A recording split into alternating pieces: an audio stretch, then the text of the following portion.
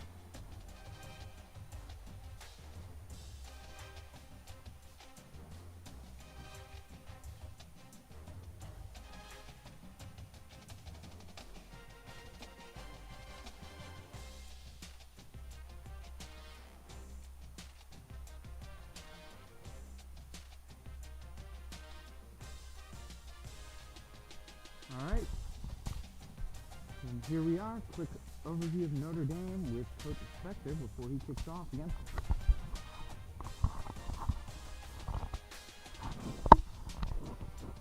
Good evening, sports fans.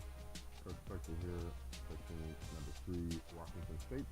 We are traveling to South Bend, Indiana to take on the number 9 ranked Notre Dame Fighting Irish, led by an overall 99 quarterback Brandon Langford. You see there's some speed, really the awareness.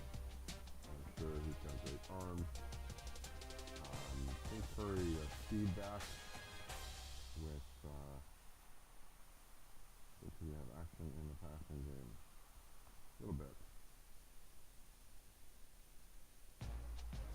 Looks like Spectre's the main receiver, getting 65 yards a game with 10 touchdowns halfway through the season.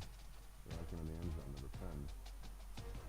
Mayor's getting 20, and Griffin, I'm just looking at the yards per game, see their level of involvement. The slot receiver, possibly, could be the number 2. Looks like this is a depth chart, so yeah, the slot receiver. A freshman, but he's an excellent freshman, getting 40 yards a game, well involved.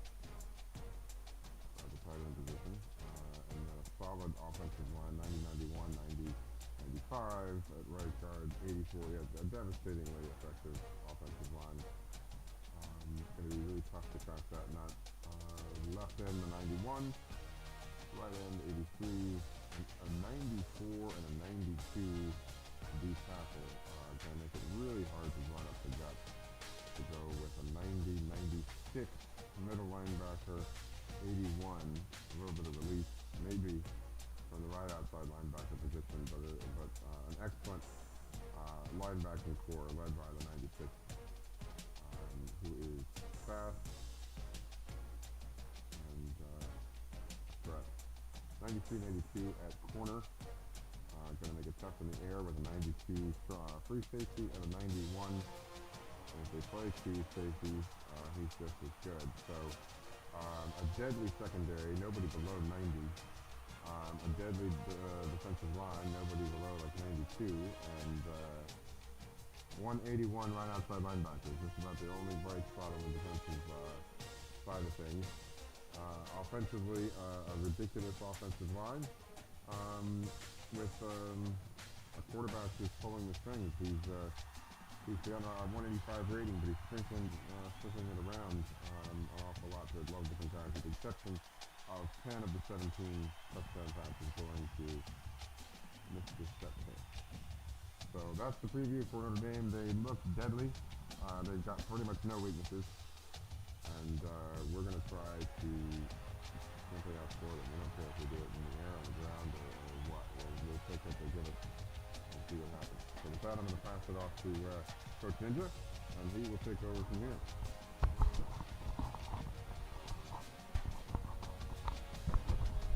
Thanks, Coach.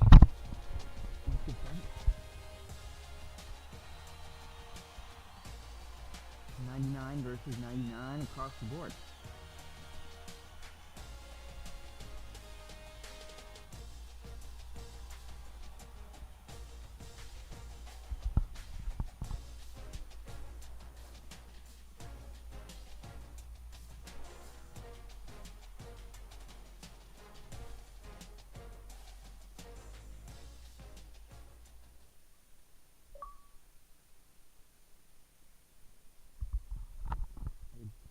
Cody Martyr, I believe, was with us one of last week's sessions. The other person that's here is my brother, and I know for a fact that he's got the game on. He's got it on, but on mute, because he's also playing D&D game at the moment.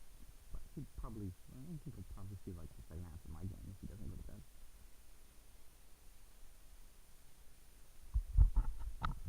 Alright.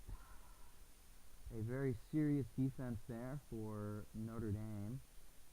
Very balanced, 26th, 27th, 33rd, 9th in scoring, 22nd in rushing to Washington State's 1st in scoring and 7th in rushing, and also a very even defense there for Washington State, 4th and 2nd and 1st, and only 35th against the pass, but out of 127, 35th is pretty damn good. Looking at, Hi everybody, Reese Davis with you, bringing you the EA Sports NCAA Football 14 pregame show presented by Nissan. Innovation that excites. Washington State's been hitting on all cylinders the last few games. They've ripped off a string of W's, trying to extend that streak, but the key is keeping Big Mo on your side. Thanks for joining us here on the NCAA College Football pregame show. Now let's send it out to Brad and Kirk for all the action. We'll see you at the half.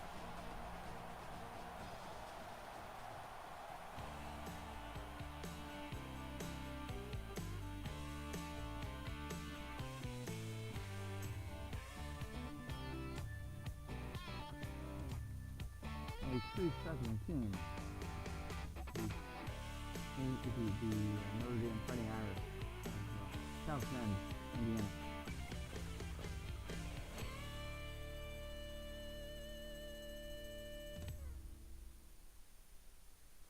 It's the home of the College Football Hall of Fame. We're in South Bend, Indiana for today's game. Before we head down to the field for the coin toss, we'd like to remind you this game is brought to you by Coke Zero. Real Coke taste, 0 calories. Enjoy everything.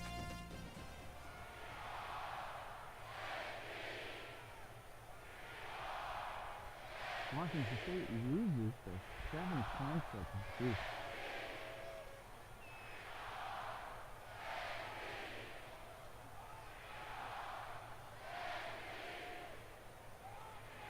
Quick adjustments there to make sure Notre Dame is getting fired up down there as they get ready to boot this opening kickoff.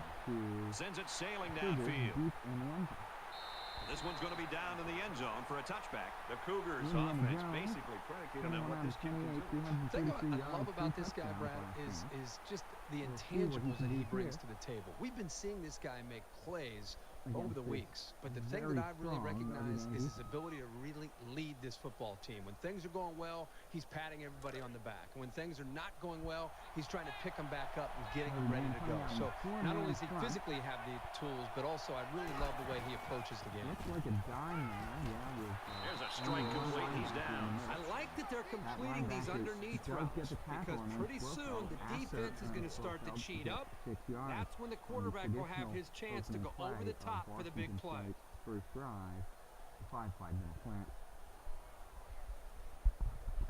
Now 2nd and 4 from their own 31.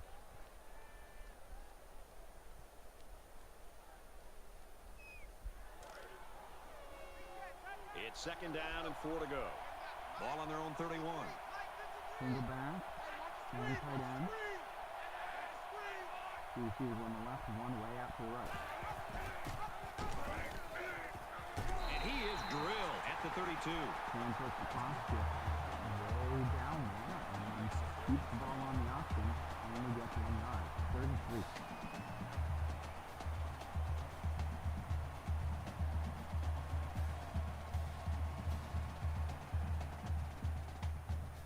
They're definitely doable, but remember, that's a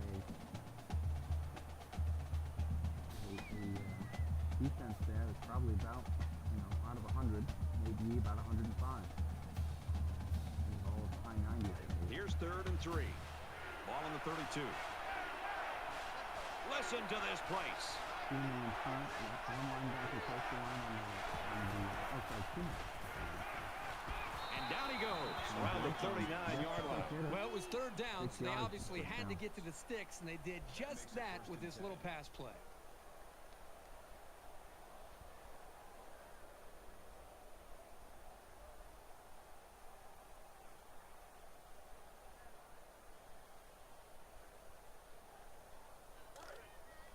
First down, 10 yards to go. Ball on their own 39.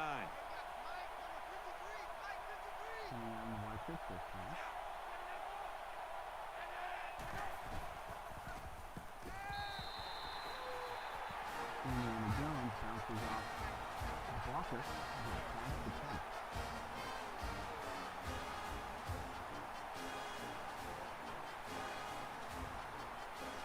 Second and 20.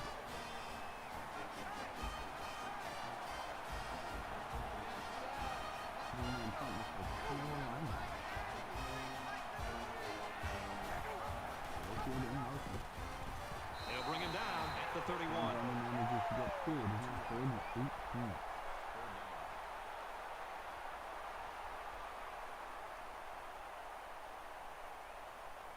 And now they're faced with another third and long as they try to convert and move those chains again. 5 guys will be out in the pattern as they're in the shotgun. Sits in the pocket. And he hits him hard at the 46. Kirky's really got a lot of confidence in his receivers. Yeah, I think he does, but in this case, I think he just threw it up for grabs. He thinks his receiver can make the catch no matter how many guys are hanging on his back. Guess he likes the look that he got, and where Blofeld was related to the 2 defenders to get the long first down. From the 46-yard line, first down.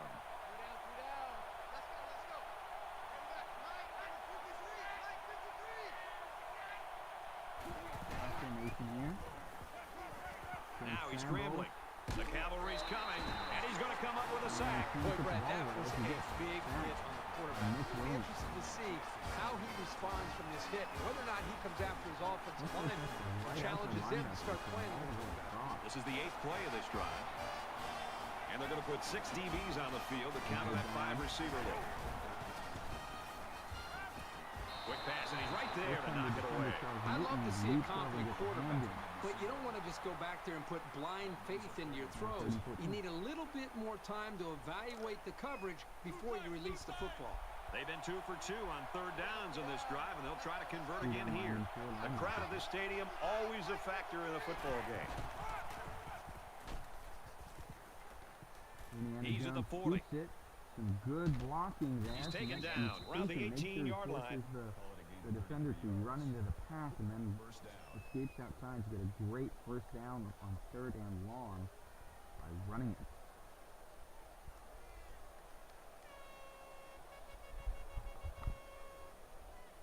Let's see now how the defense responds to giving up the gain on the run. John McClain now out in the Maryland High to give Indiana Jones a foul.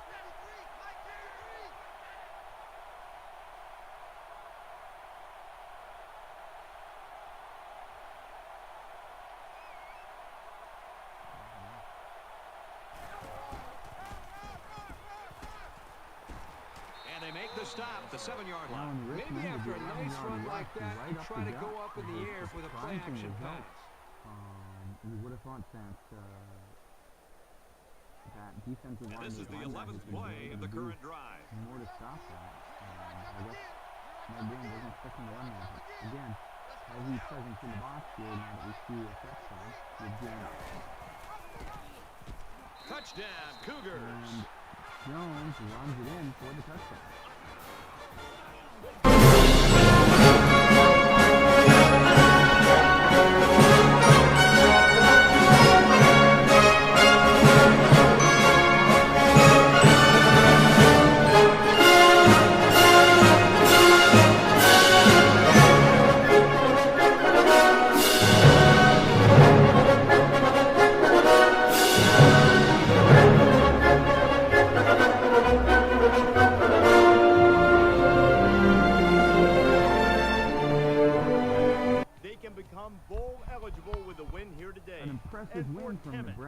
He now has thrown for 3 touchdowns.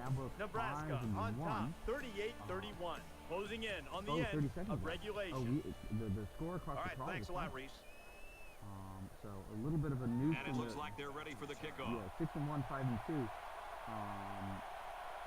Nebraska already played Penn State. Michigan plays Penn State later. He sends this one deep. Hopefully. This is and it goes into the end zone, down for a touchback. For my vote. You know that Washington State cares dearly what happens to Michigan. So here comes the offense taking the field for the first time today. One loss teams affect their chances of getting into the national title game. And Perry is in on the first play. Another one bites the dust. He barely got that sack. Another one bites the dust. And another one gone. And another one gone. Another one bites the dust. Yeah. Hey, I'm gonna get to do. Another one bites the dust. Shoot up. The quarterback in the gun, empty backfield, 5 wide receivers in the formation. And they got him. That time, I think he saw the pressure was coming. He tried to make a play as a quarterback. Another one bites the dust. Eventually, you've got to be able to get rid of the football. Another one bites the dust. And another one gone. And another one gone. Another one bites the dust. Yeah. Hey, I'm gonna get to do. Another one bites the dust. Shoot up. Third and 25. Shout it with their own end zone. They'll spread the field with 5 wide. Under Gets pressure. off of his blocker. And that'll be his 5th It's going sack to be of a the 3 season. and out. He really after fought to get to the quarterback that devastating time. plays He's certainly shown that he can get it done on a week-to-week basis. for Washington State, really finding the gap, the only place that it is, right with that right pass. I've been taking care of business every day. Taking care of business every way. I've been taking care of business. It's all right. Taking care of business and working overtime. The punter.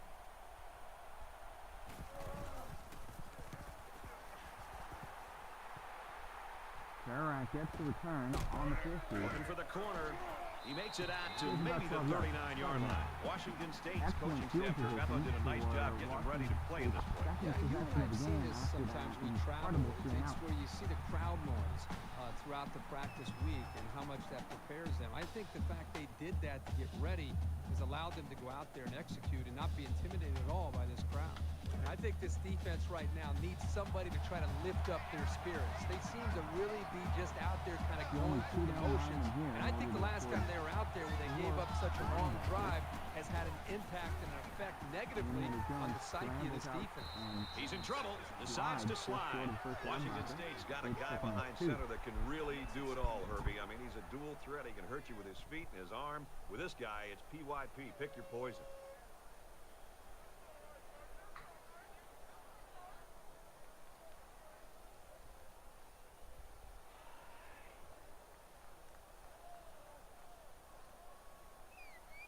So it's 2nd down and about 2 yards to go.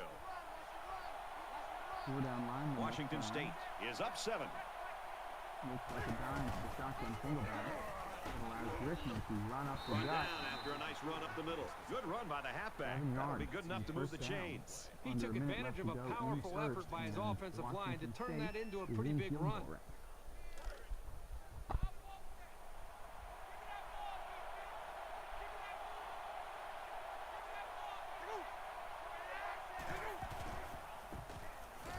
Caught with room to work. Now in Richmond, catches the ball. Brought down at about the 13. Martin moves back to the outside. Gets him the first down. Oh, wow. I thought he was, 9 yards, 2 feet, 10 inches. From the 13-yard line. First down. And we're seeing another dime to counter the spread 1 down. He's tackled at the 11-yard This line. time A the 2-yard run by the tackles halfback. get off their blockers and prevent Richmond from going more than 2.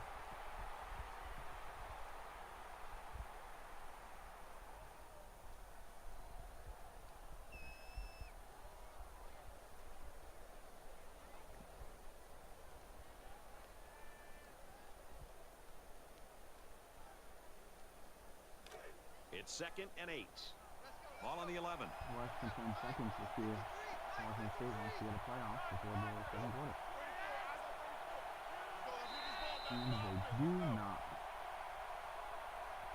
First quarter in, A 7-0. tight, low-scoring Washington game State. in that first 15 minutes. Let's see if things open up in the second quarter. The Cougars in front, 7-0. Back to the action now here in the second quarter.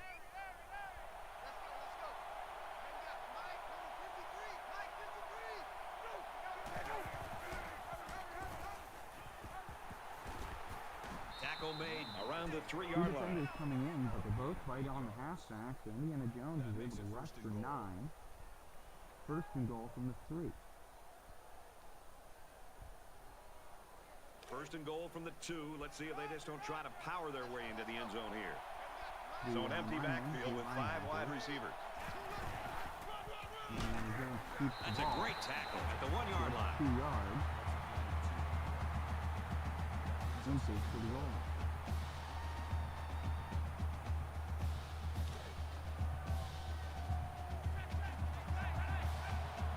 They're packed in tight on the line. Touchdown, Washington State. Quarterback sneak gets them across the line. By the power of Grayskull.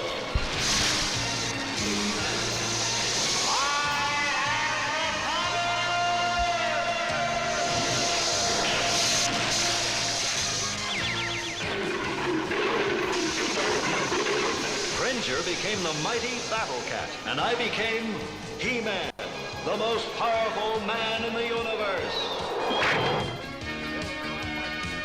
Only 3 others share this secret. The Cornhuskers top it off with a 7-point win. That's good stuff, Reese. Thank you.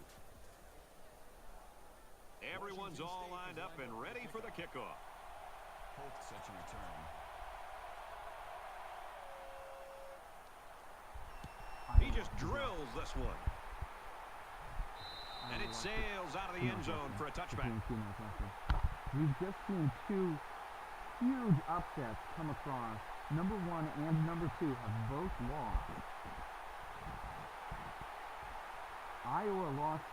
Undefeated Iowa lost to Tennessee Northwestern. You think about the challenges these two teams are facing. On one side, you've got to find a way to keep building on your lead, and on the other side, you've got to find a way to get back in it. They bring the quarterback down. He has one job on passing situations. Get to the quarterback. And he did that job very, very well on that They play. come in and get another sack for Tyler Perry.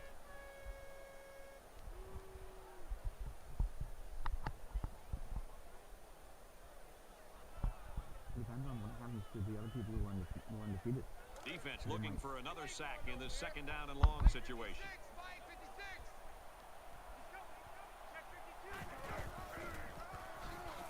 Notre Dame makes a handoff. And he's tackled at the 30-yard line. And they part the Red Sea to Tim Curry. He gets 12 yards running up the gut to make it 3rd and 5, and they skip the huddle. Receivers tight. And they're going to have to bring on the punt team. Yeah, they just couldn't connect on the pass there. That was a very good stand by this defense. And we get another punt from Notre Dame. Houston to punt.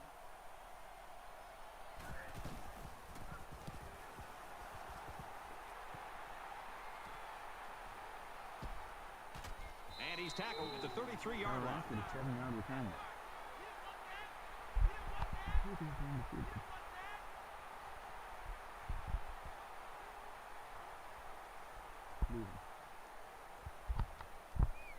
It was a pretty one-sided first quarter, but I wouldn't be surprised if things changed in a big way before halftime. The other undefeated teams remaining in this season are Navy and Oregon, both of whom are playing currently. Slings it to his fullback. Tackle at about the 33-yard line. Indiana Jones makes a pass to Jerry Reed to 0. From their own 33-yard line. 2nd down.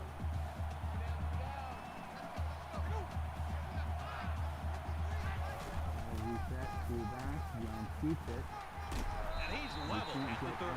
These guys have the capability to gain solid, consistent yardage. They have to regroup, come out a bit more motivated next time.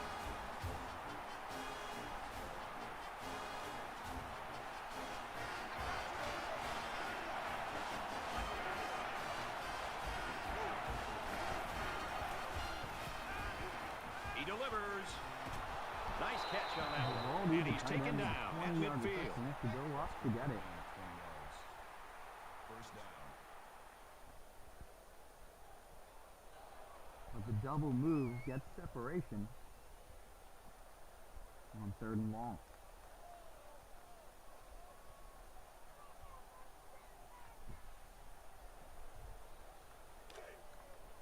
It's 1st and 10. Ball on the 50.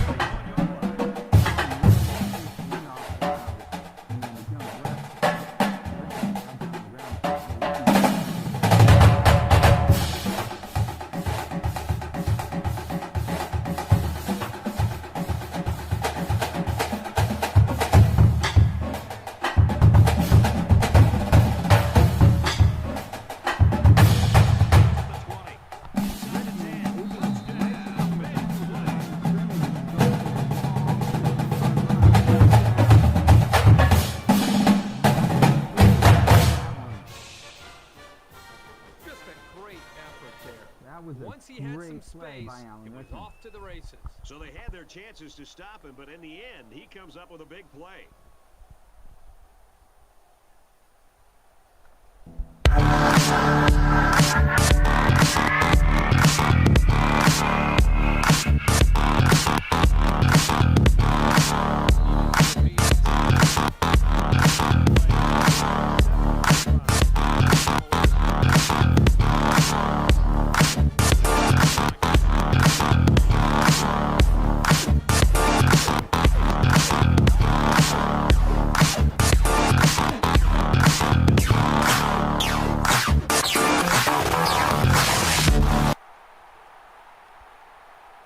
Things are on the verge of getting out of hand before we even hit the half. These next few drives are going to go a long way in determining what kind of game this will end up being. Tailback brought down for a loss. Loss of 2 by the halfback. That'll bring up 2nd and 12.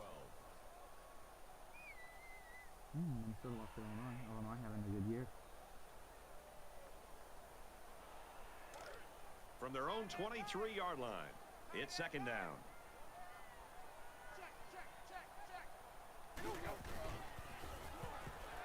Fires quickly to the tight end, and down he goes at the 37.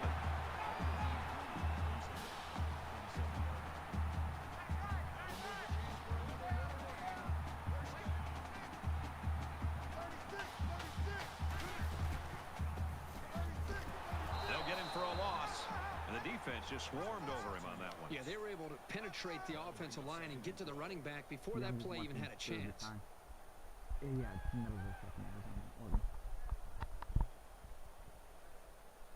A good play there From on their own 35-yard line. 12. It's 2nd down.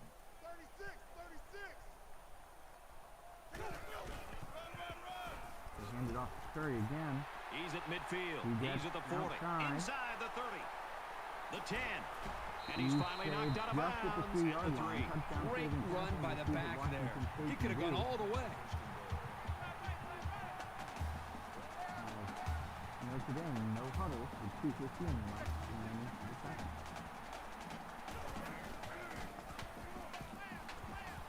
Now he tries to buy some time. And they bring him down for a sack on the play. It's a big-time effort sack by the defensive end. I want to also give some credit to the coverage downfield.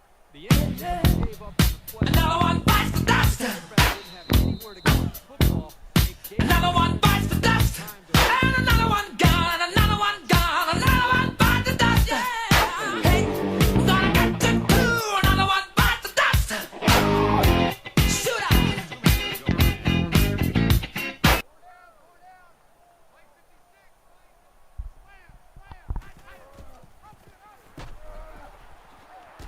Curry takes the handoff, powers through the first tackler, and the second man isn't there in time to stop him. Notre Dame scores a touchdown on the ground. Nice job by the offense to get the final few yards to the end zone. Yeah, they knew what play to call for in that situation and made it work.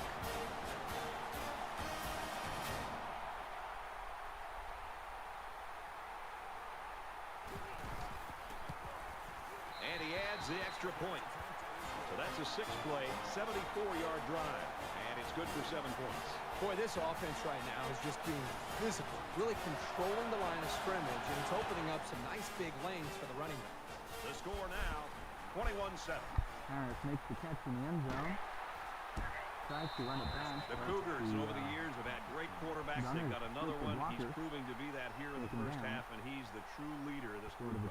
Leadership. You hit the nail right on the head. This team is moving the football, but it has everything to do with this young man and what he's been able to do for them. Because it's, again, he's making great throws.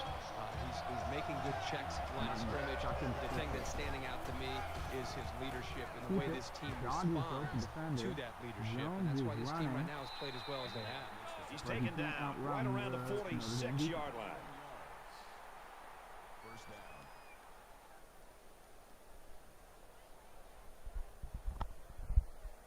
Closer, 13-0 in the third. So we've got a first down after a great running play. Fantastic running play. The clock is running. Net 42, 41. Short over the middle. And they make the stop at the 48-yard line.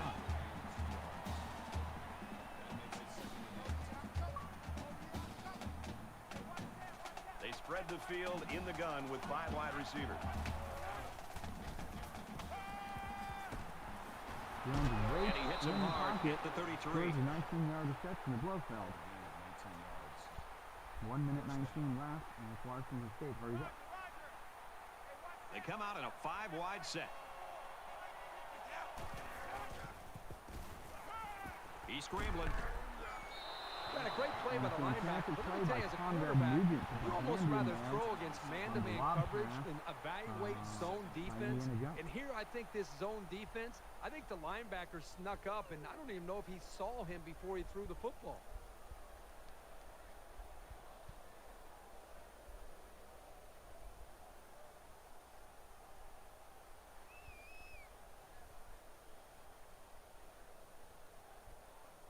From the 33-yard line. Second down.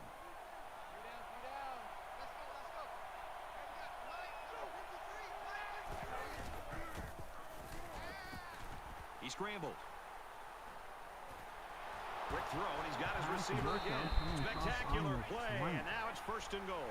24-yard reception. On a PA, power up. That makes it first and goal. Washington State now on the 8-yard line. First and goal with 1:04. First down, and they've got their eyes on that goal line. McClain is in, and Maryland eye. And handoff is to Richmond. Touchdown, Who gets the Cougars. touchdown on the very first play. By the power of Grayskull.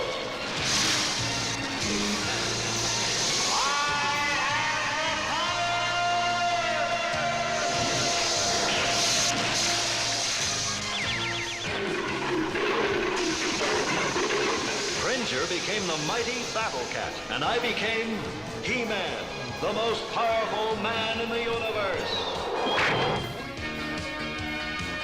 Only 3 others share this secret. And he got all of this one. Great kick. And it sails out of the end zone for a touchback. Boy, this is turning into a shootout here. Now, remember, the last time we saw this offense out in the field, they answered the bell and scored a touchdown. Can they do that now a second time? Notre Dame gets the ball back in the third. It's still only the second quarter. We've got a lot of football left, but I've got to say, this one is teetering on the brink of a blowout. Got hit and still completed it. They'll bring him down around the 35-yard line. It's a nice job here by the wide receiver of looking the ball in and keeping the chains moving. He was on the same page as his quarterback as they both saw the double outside linebacker blitz coming. First down, 10 to go. Ball on their own 35. They simply have too much speed for this offensive line. They're just too quick off the ball. Clock is now running at 2nd and 17.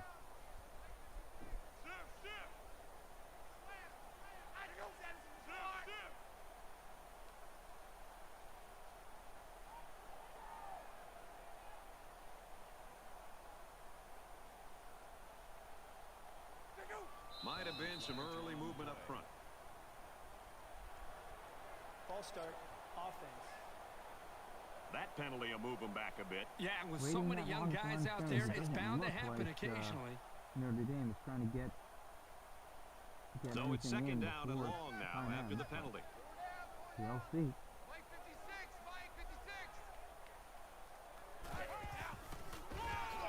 Here's a handoff, and he's taken down for a And loss. hand it off to Washington Curry, State's going to take their first time out of the half. Nowhere to go on the delay. Was that a Washington State timeout? Yes, it was. In order to stop the clock with 12 seconds left.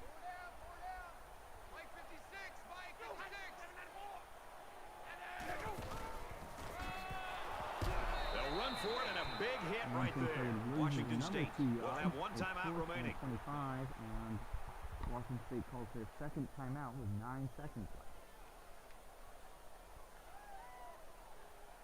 Houston is the punter.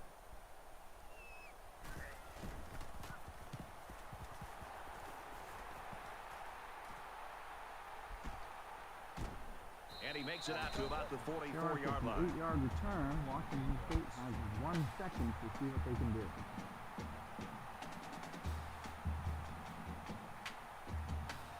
They punched it in for 6 on the last series. Can they do it again? Well, I think this defense has got to do something because right now the quarterback is in such a good rhythm that you've got to do something to try to get him out of it. I would suggest trying to bring more pressure. Try to come up with an exotic blitz look And the to try to defender, get him Chance on his Jones, gets the heels hand as in and opposed to being the prevents aggressor the and attacking touchdown on the the long defense. ball. So we've played 2 quarters. Washington State leads 28-7. 28-7, Washington State at the half. Glad to have you with us in the studio for the EA Sports NCAA Football 14 We're gonna take a halftime quick show intermission for presented by halftime. Nissan. Innovation And we'll that be right back. excites. Reese Davis and David I'll Pollack pull up here some stats. completely locked in on that first while we half. do- Maybe the most important statistic from the first half, no turnovers for either team. So far, a good job of ball security, but now you wonder if the quarterbacks can avoid putting the ball in jeopardy. They're going to want to make a big play, and that might sort of set off a feeding frenzy on the defensive side. Yeah, and it's in defenses, that's the #1 priority. I mean, you can give up a lot of yards. They can chew up yards up and down the field, but if you can force turnovers, then you're keeping them off the scoreboard, and that's your #1 goal. So defenses, they have to be a little bit upset right now, and they got to try to find ways to hit harder. How about when you're tackling? Use the strip stick. You know, be able to strip the ball out, get the ball out, try to get some interceptions, try to make some user picks. You know, do whatever you can to try to get the football back from that offense and set your offense up in good field position. David and I will be keeping an eye on your game and everything else going on in the country here in our palatial and comfortable surroundings in the studio. The best seat in the house belongs to Brad Nessler in Herb Street.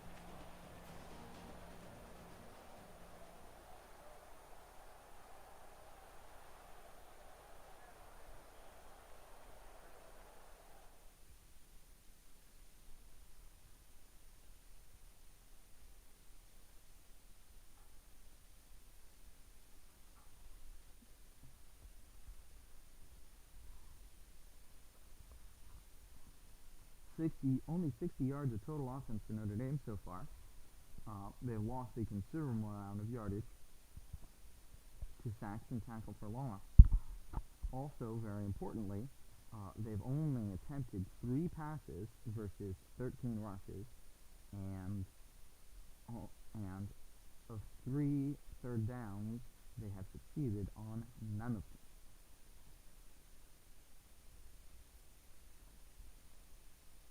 And part due to all of the sacks and negative yardage, they have punted 3 times and have a time of possession under 4 minutes compared to just over 10 from Washington State.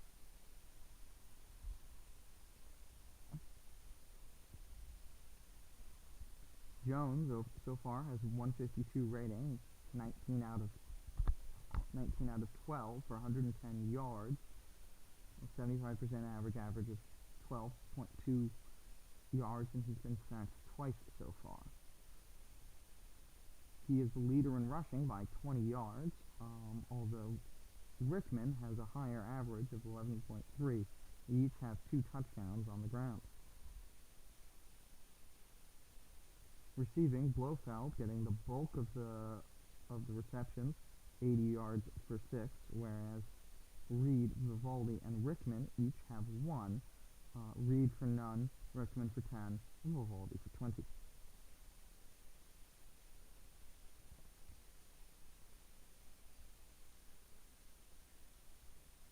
Defensively there, you see 3 sacks and 2 other tackle for losses for Tyler Perry, 3 sacks for Earth, Wind, and Fire, a tackle for loss for Julio Iglesias, and a bunch of tackles for Ginsberg, Cronin, and Mackey.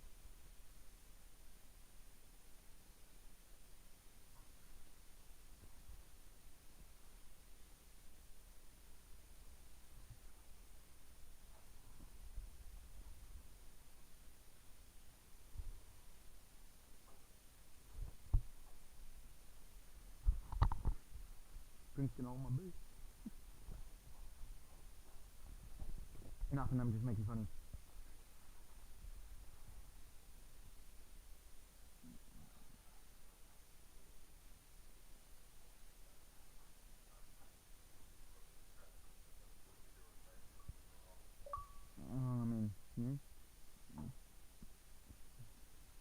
You're not doing much wrong, I'll say that.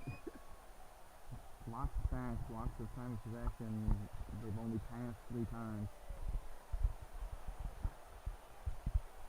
I think that's in part because you're not giving them a chance to pass. In that case.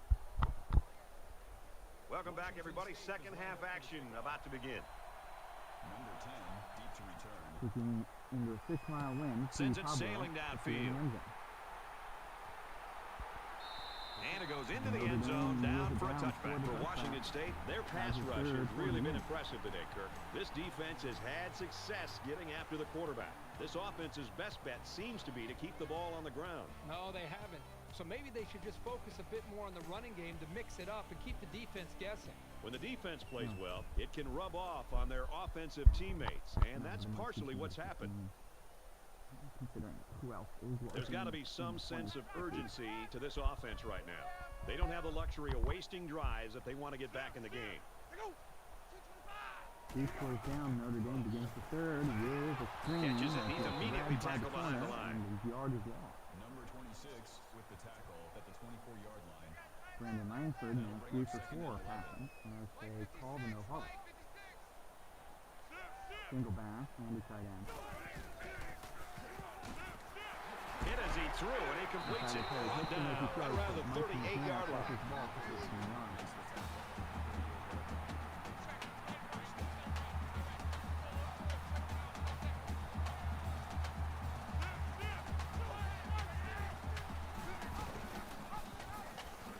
Hand off to Curry. Up the middle for a nice gain. So he picks up about 5 on the option to the halfback. 5 yards, second and 5.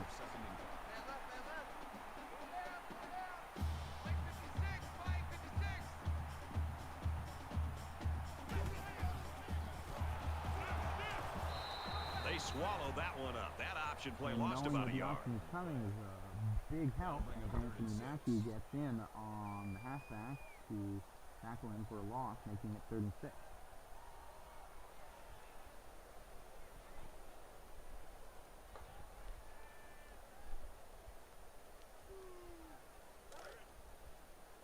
We've got 3rd and 6 here. Ball on the 42. They'll line up with 5 wide receivers. Hit on the throw. He caught it. He's at midfield. He's at the 40. He's pushed out of bounds at the 33-yard line. He diagnosed the blitz immediately and had time to improvise for the big play. That's the kind of quick thinking you need to succeed as a quarterback. There are 5 wide receivers split out. The quarterback in the gun. No defenders in there. Lucky it didn't go from there. And he's going to come up with a sack. And for Perry, his sack total this year is approaching an NCAA record. Another one bites the dust. He doesn't stop until the whistle blows. Another one bites the dust. And another one gone. And another one gone. Another one bites the dust. Yeah. Hey, I'm gonna get to do. Another one bites the dust. Shoot out.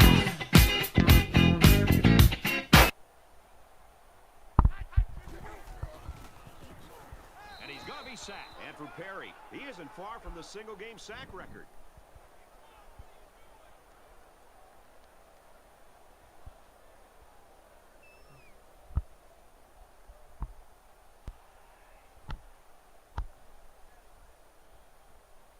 This is the 8th play of this drive.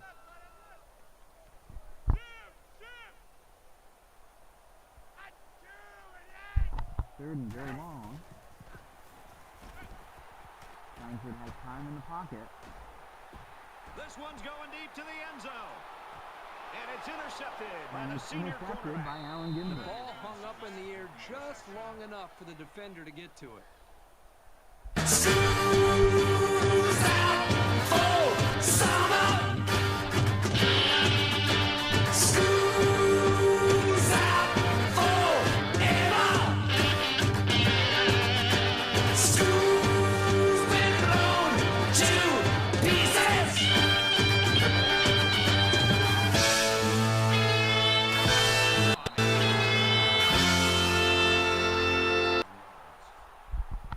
Two-minute drive for Notre Dame ends in an interception on a 3rd and very long.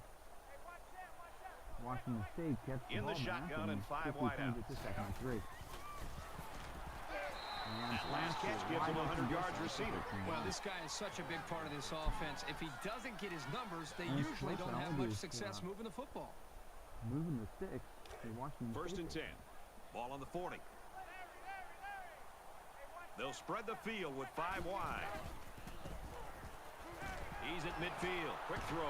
Tackle made at the 42-yard line. Simon Phoenix is able to break away from his coverage over the middle to get 1st down and more. Ohio State's also losing the Rutgers.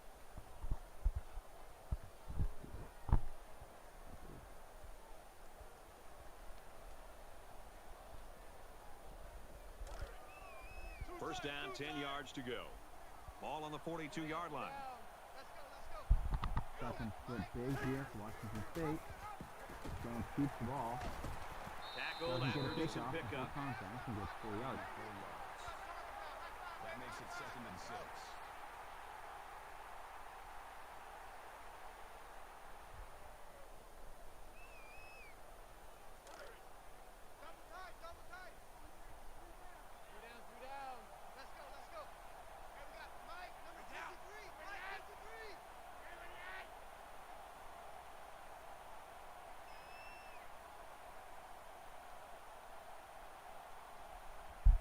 Ohio State maybe can get through. He's tackled around the 41-yard line. Good discipline here by the defense, stringing the option out and plugging the running lanes. Jones That moved keeps them it on the back. option. The defender makes a switch real quick and gets them for a loss. It's now 3rd and 9. 3rd down, and they need to get it down to the 32. They come out in an Navy empty finally backfield. gets on the board in the beginning of the 3rd, losing an undefeated Navy losing 13-3 against Tulsa. Now he's scrambling. Jones scrambles, throws it into the around the middle 11 space to yard line. Grissom, makes a big gain. That is a huge conversion, especially with Grissom getting jammed up there at the line of scrimmage.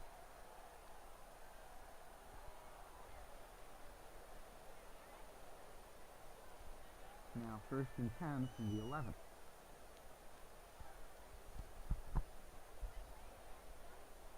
as we continue to watch. And this play is number 8 on the drive. Else in the country, except South Bend. You see something split, not the big this time. Jones shoots and down the he ball. goes around the 2-yard Just 1 line. yard, 2nd and 1. That brings up 2nd and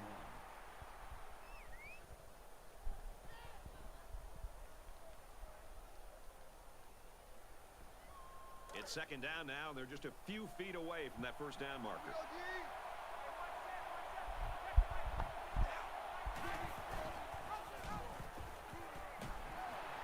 And he's taken down at the 1-yard line. Jones is able to get most of it, but not all of it. It's now 3rd and inches.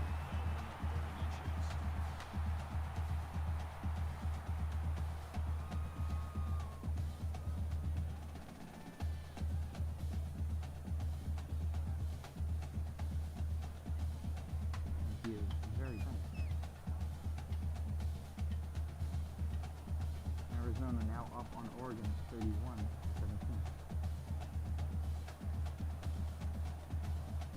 This is the 10th play of this drive.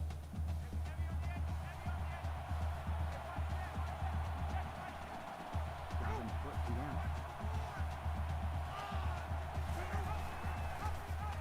They get in. And Touchdown. keeps it and walks in, ties it.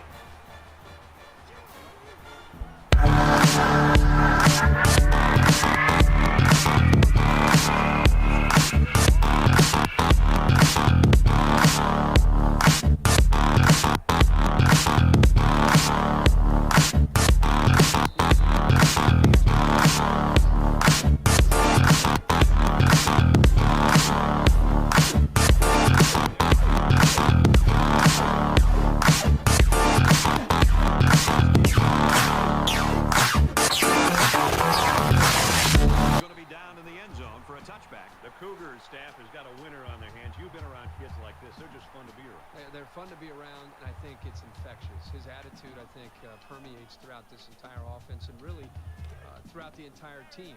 It's no wonder this team is so competitive with him at the front leading the way. Quarterback all by himself in the backfield with 5 wideouts.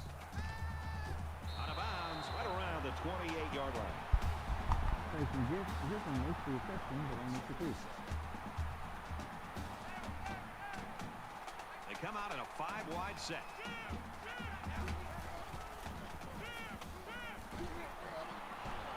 Finds his man, and they take him down immediately. Derek Stevens with the reception to make it 3rd and 1.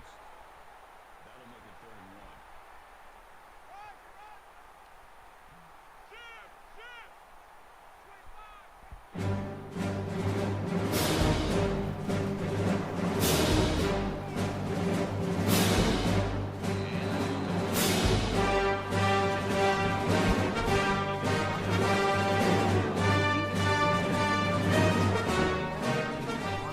In the secondary. Houston awaits the snap.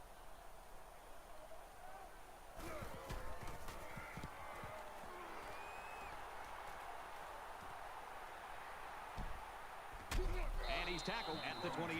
This young quarterback's been a big factor today, Kirk. Anytime a quarterback can prove that he's a threat to a defense running the football, it's just one more thing that the defense has to try to contain and slow down. I was really impressed with their last series. They came out with a focus on the passing game, and the offense got the job done. We'll see if they have the same strategy here. Scrambling around. They'll make the sack. What really good call here by the defensive coordinator. Perfect time to dial up the blitz. The blitz didn't get home, but it did free up a defensive lineman to get to the quarterback to come up with that sack. Free there. Free and giving Indiana Defense looking for another sack in this 2nd down and long situation. Washington State looking to add to this big lead here. Nothing flashy at all, but now that first down marker is a lot closer. That brings up 3rd and 10.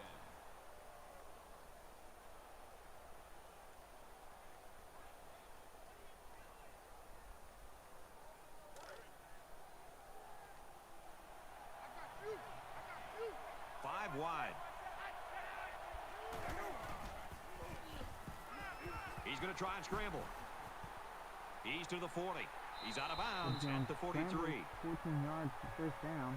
And thankfully, he gets the 3 timeouts. Not much of a contest here as we head into the final stanza. Washington State's running away with it.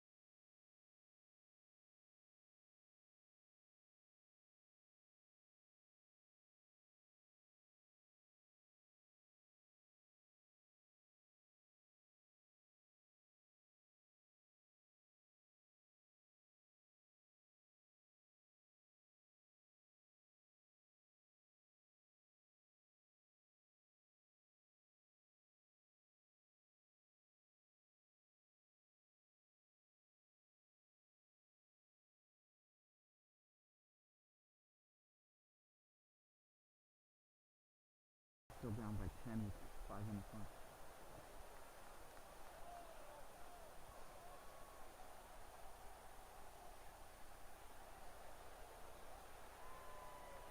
So we're looking at another third down here.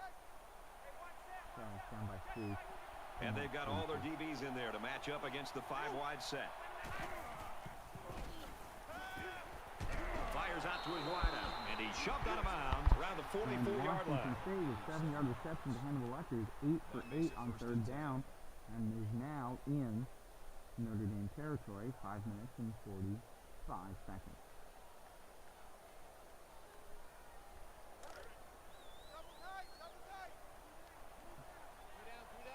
Washington State up by a bunch.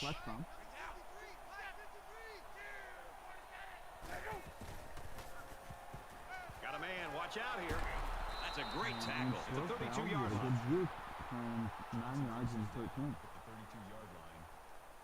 First down. We've got a 1st and 10. Ball on the 32-yard line. They spread the field in the gun with 5 wide receivers. I love the toughness here by this quarterback, sitting in until the last second, trying to make a play downfield, only to have this defense get to him. He's got to do a better job maybe feeling things out a little bit, but at least he has the awareness and a toughness to sit in that pocket.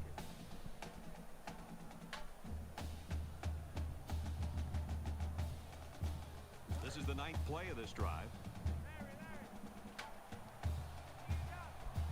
We see a single back and 4 wide receivers here. That's a mistake.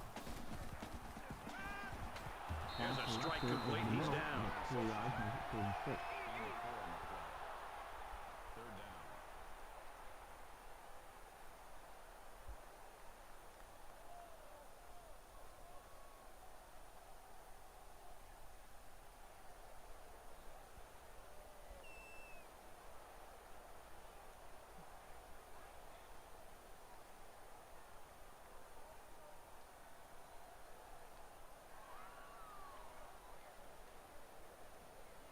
They've looked good so far on third down in this drive. Let's see what happens here. The offense going to try to open this field up, coming out in a 5-wide set, and the defense counters with their dime look. He's got it with room to run. He's taken down at the 19-yard line. That's the 3rd time they've converted on third down on this drive.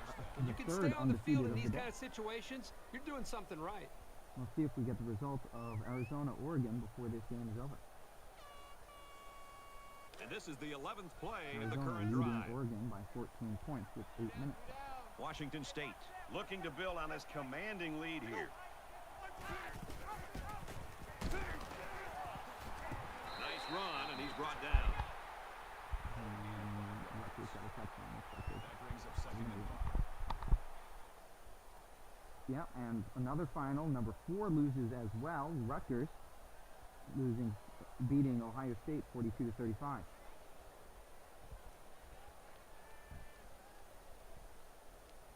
This is the 12th play of this drive.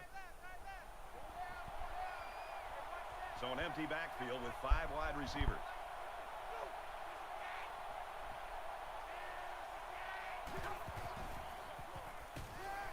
Quick pass going back to his running back. They'll bring him down around the 3-yard line. Tackler gets 11 yards. Nice and close to the end zone on 3-yard line. First down. They've got the defense on their heels now. It's first and goal. They'll line up with 5 wide receivers. He scrambles. He's got to throw it in a hurry. Decides to take it himself, and he's got it. Touchdown. He got the defense on their heels, and he just waltzed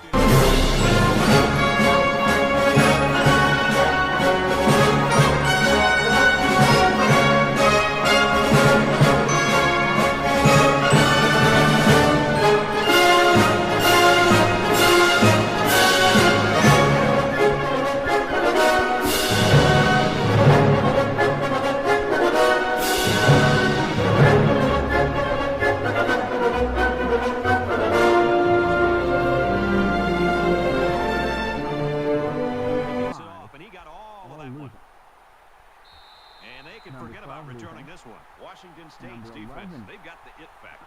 The it factor, the swagger, whatever you want to call it. When they take the field, they know they're better than you. And it's a group of 11.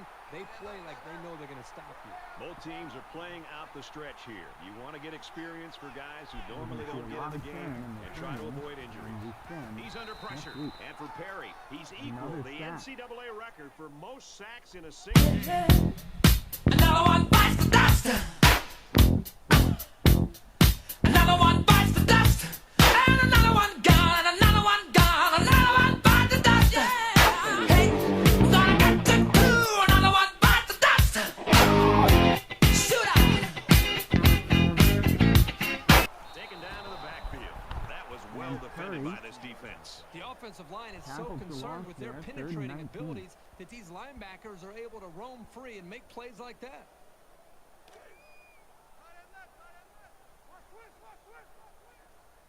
Just under 3 to go in regulation.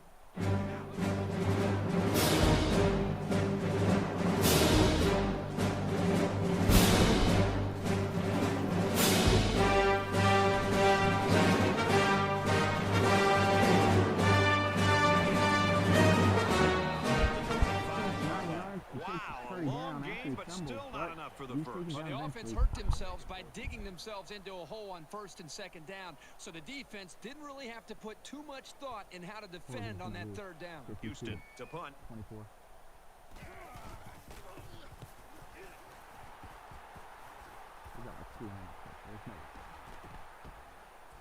They'll bring him down at the 41-yard line. The Cougars coaching staff stuck to their game plan. It worked. Yeah, give them a lot of credit for coming up with a plan where they knew they could find ways to get him the football, even with all the recognition and defense being concerned about him.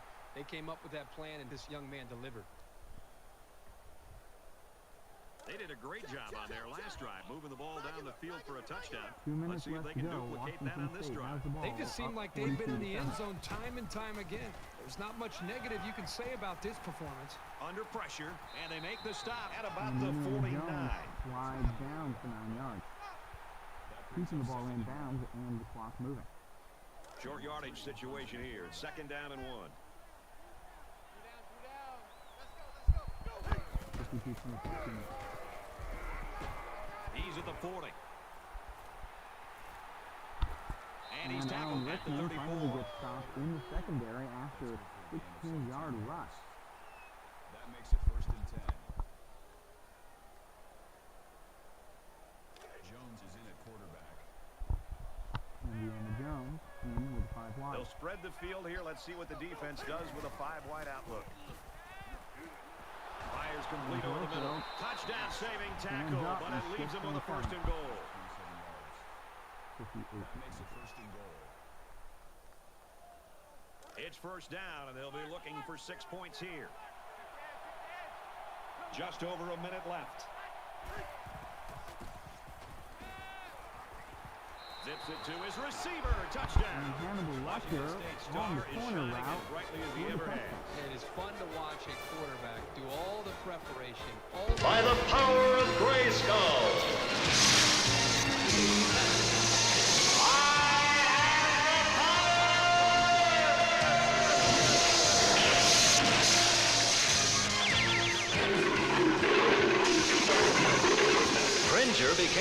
mighty Battle Cat, and I became He-Man, the most powerful man in the universe.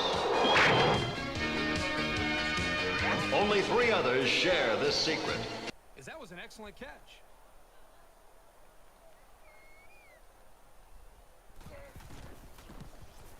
And he tacks on the extra point. A 4-play, 59-yard drive. And they add 7 After that points to extra the point, scoreboard. Washington is up 49-7. They line up to kick Notre this Dame one gets away. the ball back with a minute and 3 left to go, 3 timeouts. And he got all of this We'll see one. what Great kind kick. of assertiveness And it sails they've out of got the in. end zone for a touchback. Washington State's defense has just been awesome here in the fourth quarter. And the thing that's really stood out for me, Brad, is that when they've needed the stops, they've gotten it and gotten the football back to their own offense to put points on. I don't expect any once-in-a-lifetime rallies here. But that being said, we could still see some exciting plays. And he just gets rid of it.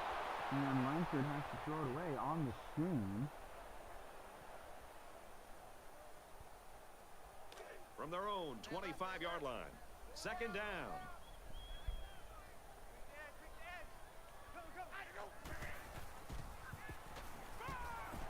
He gets rid of this one. You know, when you feel And pressure forced to like that, throw it the away worst thing again. you want to do is just to throw the ball into coverage. He got away with one right there. He's very fortunate. Next time, he should just throw it away out of bounds.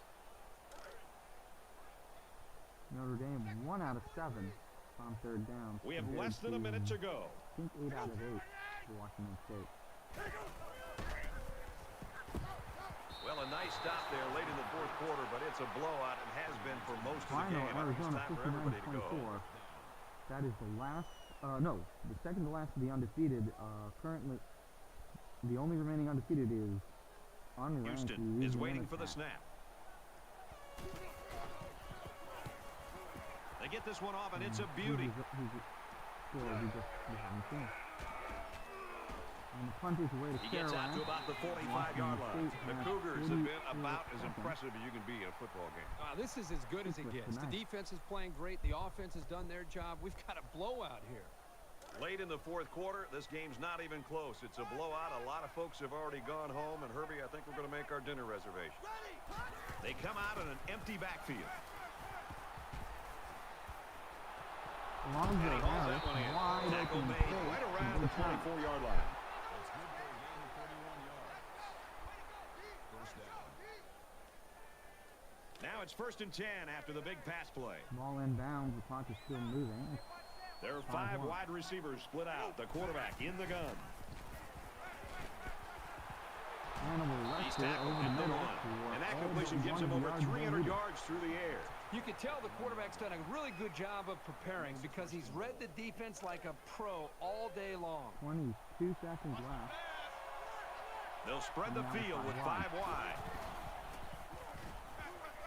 Now he tries to buy some time. He steps out around the 1-yard line.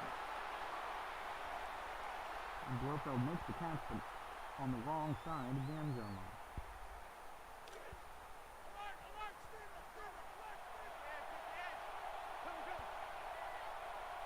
Second attempt from about 3 inches closer in. Fires in there, This got time it, pass to touchdown. Blofeld, good. Here I am, rock you like a hurricane. Here I am, rock you like a hurricane. Rock you like a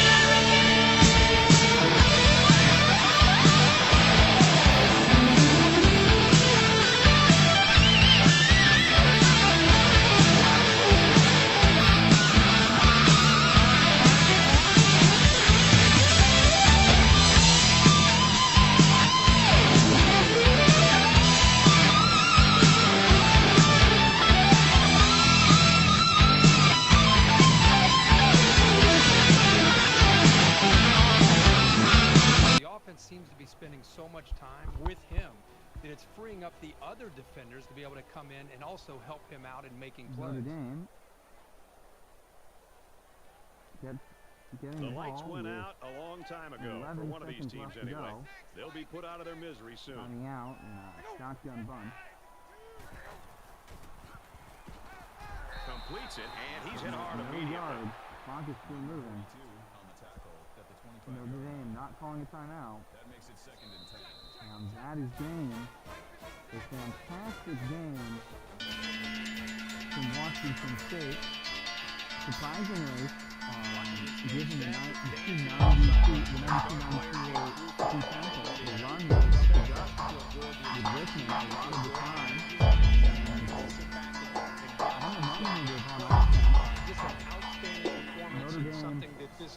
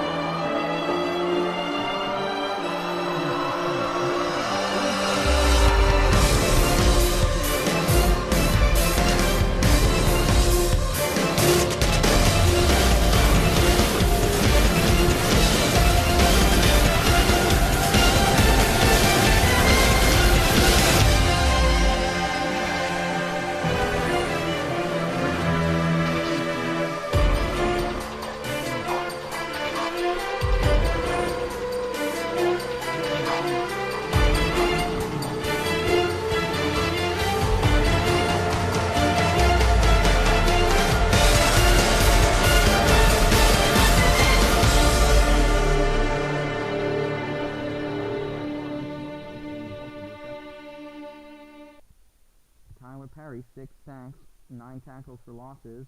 Fire, 3 sacks. A tremendous performance on defense for Washington State. So thank you for joining us for the first of our 2 games of this doubleheader. In about 5 minutes, we'll be back with number 16 Washington State traveling to College Park, Maryland to play the Terps. We'll be right back.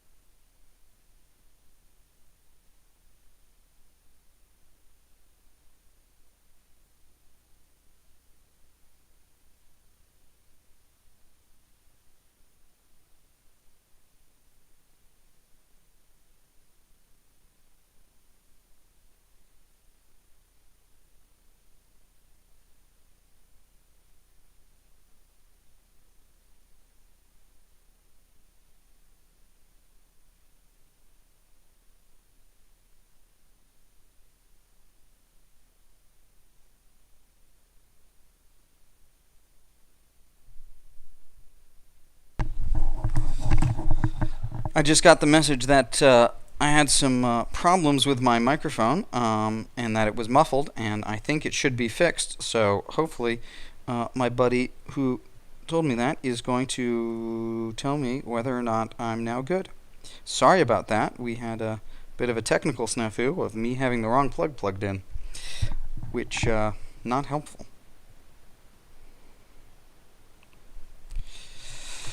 Sorry about that.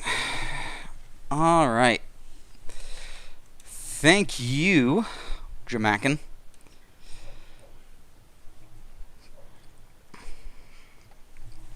As I get ready, take a quick look at some things before kicking off.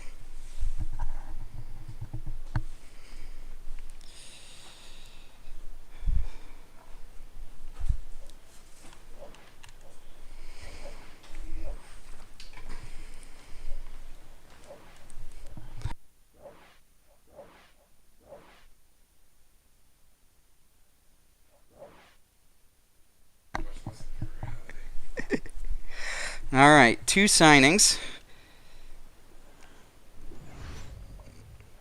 Let's see. Terps are 3-3, but that is a well-rated offense with a number 7 total offense, number 4 pass offense in the country. Fortunately for me, looks like they're bad with turnovers. So let's take and looks like some serious injuries. So let's check that injury report first to see who is out for Maryland this week. All right, Maryland. Robertson, the free safety, is out. 89 senior, he's probably a starter. 91 junior, he's probably a starter. Quarterback. 90 senior is out, he's probably a starter. 91 junior, he's probably a starter. So Robertson, Higgins, Andrews, and Brown. Dang. All right, let's take a look what that does to their depth chart. Sure. All right. Maryland. Higgins is out, so John Woods is in. And John Woods is slow. Not only is he 77, but he's slow. All right. Sorry. Throw power 87, throw accuracy 84. And yeah, he's not nearly as good as Higgins. All right. So this guy should be getting a bulk of their touches. In this game at least. They do use him in the passing game, but we don't know how true that is with a new quarterback. Fullback, they use in both sectors of the game. They use that fullback, and I can see why. He's an 83. All right, so Brown is injured, but their number 1 receiver with 87 yards is still in. The question is yeah, Foster's getting some, and Ware's getting some, but McClellan has 7 touchdowns. Tight end McAfee getting 50 yards, so he's not their number 1 receiver, but he's used. 85, that center's out. That's a big downgrade at center of 11 points. 84, so that's an okay line, not an amazing one. 93 left and 86 right, 90, 74. So 3-man front good, 4-man front has a gap, and that gap is Smith. And thankfully, helpfully, Smith is black and Johnson is white. Easy to see. Yeah, but who knows? 84, 91 impact player at middle linebacker, 93 right outside linebacker, so good linebackers, decent cornerback, core. He's injured. We've got a corner playing free safety with low awareness but high speed.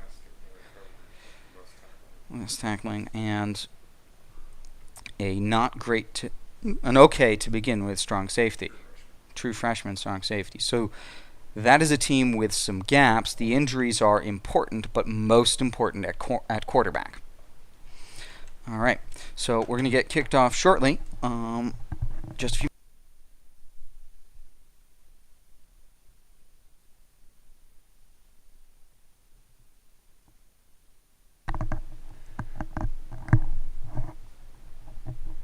Good evening, sports fans.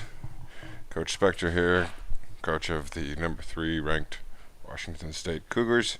Coming off of that big win over Notre Dame, we are quite pleased with the results there. Looking forward to this Big Ten battle, Big Ten East play. Now in complete disarray, if we go over to the conference standings and keeping in mind some of the upset results that we already know from this week, with Michigan going down, Ohio State going down, Indiana getting a win, Penn State of course 3-0, still in control of their own destiny. But this game against Maryland, the Terrapins' last gasp at relevance here in the Big Ten East race. Whereas Penn State hoping to rebound from the 2 user game losses by about as close a margin as could be. One game by 1 point, another game by a 2-point conversion in the 4th overtime. So Penn State having 2 losses by a combined 3 points. And already sporting a loss the last time they were here in College Park a couple of years ago. When Penn State came in the top 10 with national title aspirations.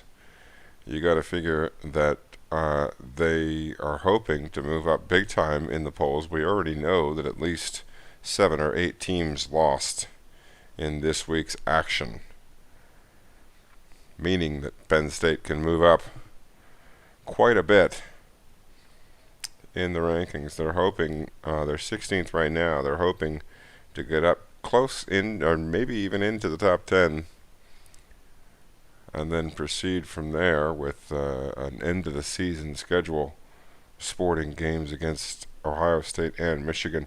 Obviously the 2 losses there, a little bit bittersweet for Penn State in the top 25 polls. It'll help them in the rankings, and it'll help them in the Big Ten East. However, obviously when they play them, they will be ranked lower, so they'll get less out of that victory.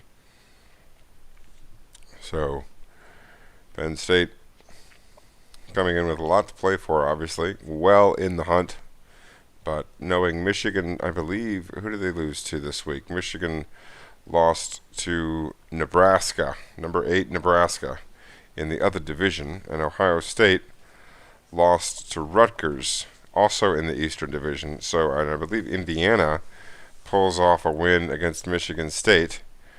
So the Big Ten East, like we say, well in play.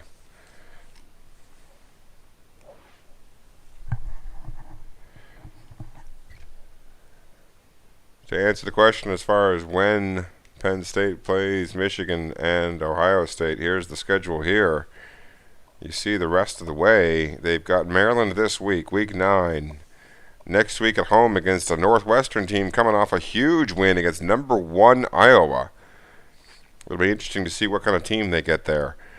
Michigan going to fall, Ohio State going to fall, but both will be in the top 15, one would assume. Michigan State and Indiana wild card games towards the end.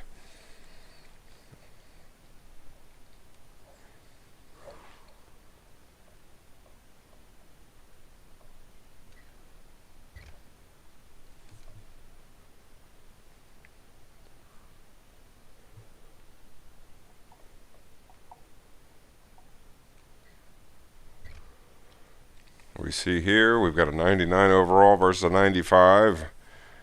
Of course, it is a road game, adding that little bit of extra layer of difficulty for the Nittany Lions.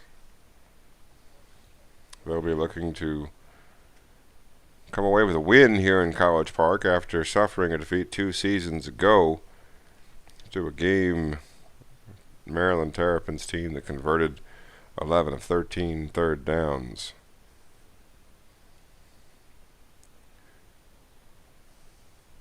Penn State coming in with the 4th-ranked defense, 5th in yardage, 3rd against the run. Meanwhile, Maryland, for their part, their strength is in their offensive yardage at 7th. They're 4th in the country in passing, ripping off 335 yards a game. That's going to put the 22nd ranked pass defense of the Nittany Lions to the test. We'll see who blinks there. The best players for the Terrapins, the halfback, along with some special teams and the first piece of the defense. Arnold will look to continue his good play from the last game or two. Bringing you the EA Sports NCAA Football 14 pregame show presented by Nissan. Innovation that excites. We are just about to get set here in College Park at Byrd Stadium, frequent host of the Final Four in collegiate lacrosse. Not anymore. You can see anything, spread option, 5 wide, great diversity in the offenses in the Big Ten. That's going to do it for us here on the pregame show. NCAA Football 14 action coming at you right now. Fred Nessler and Kirk Herbstreit. Byrd Stadium, which once hosted the Queen of England at a football game, is the Yo to you, Leon. It's time for the coin toss now. Presented by Welcome Zero. to the fray So taste 0 calories. Enjoy here at everything. Byrd Stadium.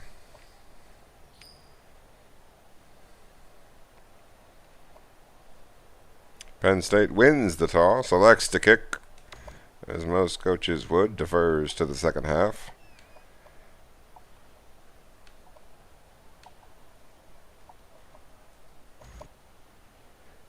They're going to run conservative on defense for the quarterback contain, Ready to get this game underway. making the assumption that the quarterback, not a threat, Sailing downfield. being from the backup position. And it sails out of the end zone for a We'll touchdown. get our first look at him here as the Terrapins come out for their first drive of the game.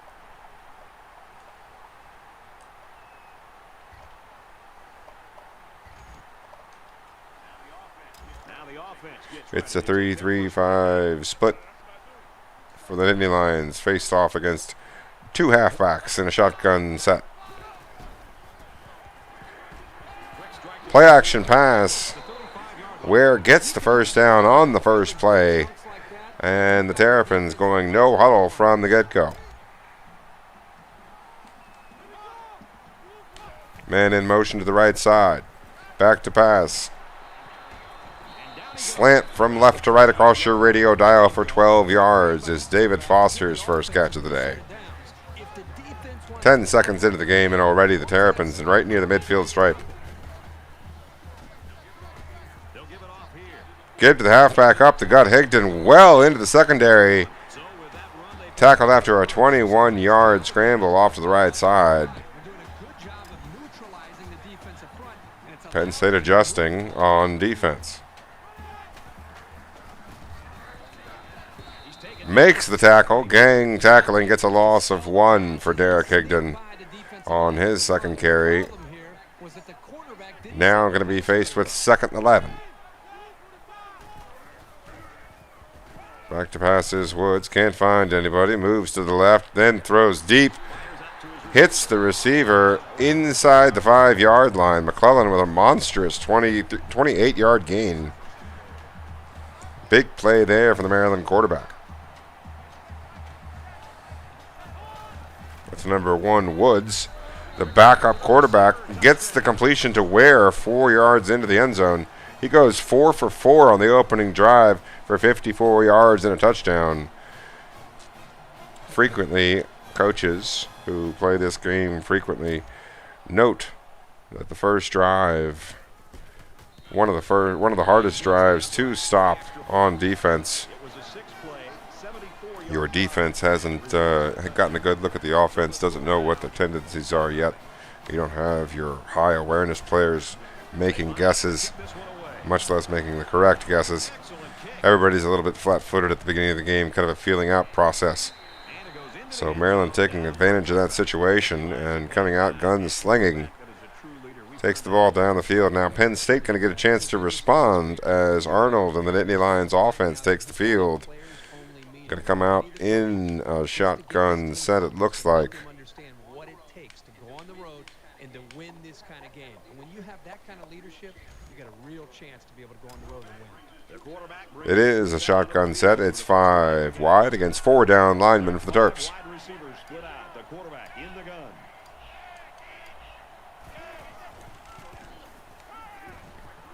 Hits the drag route to Johnson, breaks the tackle, gets the first down. A clutch 11-yard catch on the first play of the game for the Penn State offense.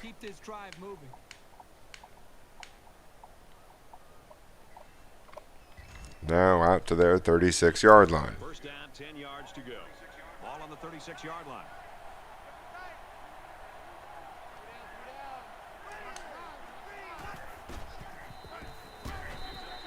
Britt up the gut, gets 2. Going to be second and long, 8 yards to go. As the Nittany Lions now well within range of the midfield stripe.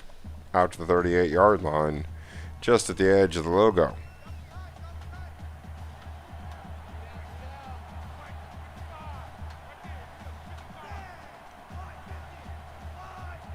Twin tight end set. It's an eye tight. We've got 3 down linemen, a 3-4 defense for the Terps. They drop into a zone. One of those defenders able to break up the pass after the initial completion. Now going to set up for 3rd and 8. From their own 38-yard line. 3rd down. Nittany Lions pulling no punches, coming out in the 5 wide set. Comes up 5 wide.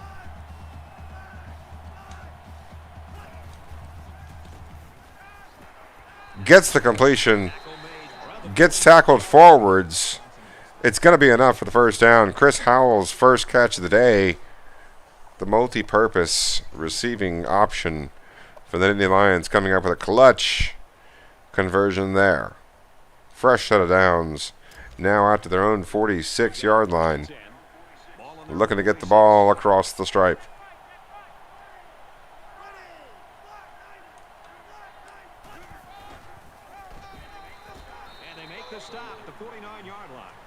Britt gets 3 up to the 49. Now going to be 2nd and 7.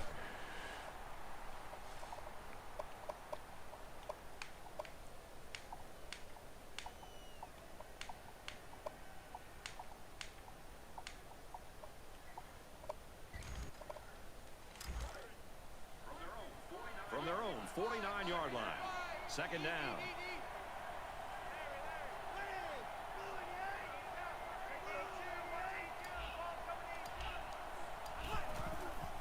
It is a passing play out to the left side, the right side. It's going to be broken up. The halfback unable to hang on to the football. As Arnold now 2 out of 4 here in the early going.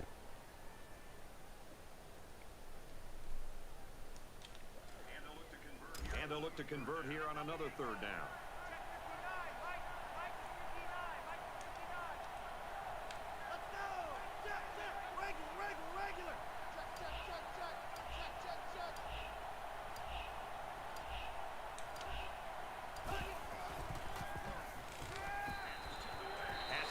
Incomplete pass over the middle.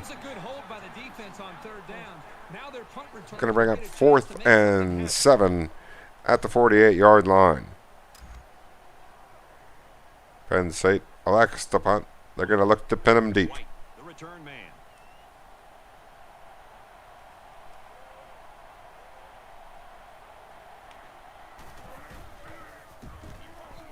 He punts it away, and there's no hang time on this. It's a good-looking punt. Good-looking punt. Looks like it's going to be inside the 10-yard line. It is. It's down to the 7. So Maryland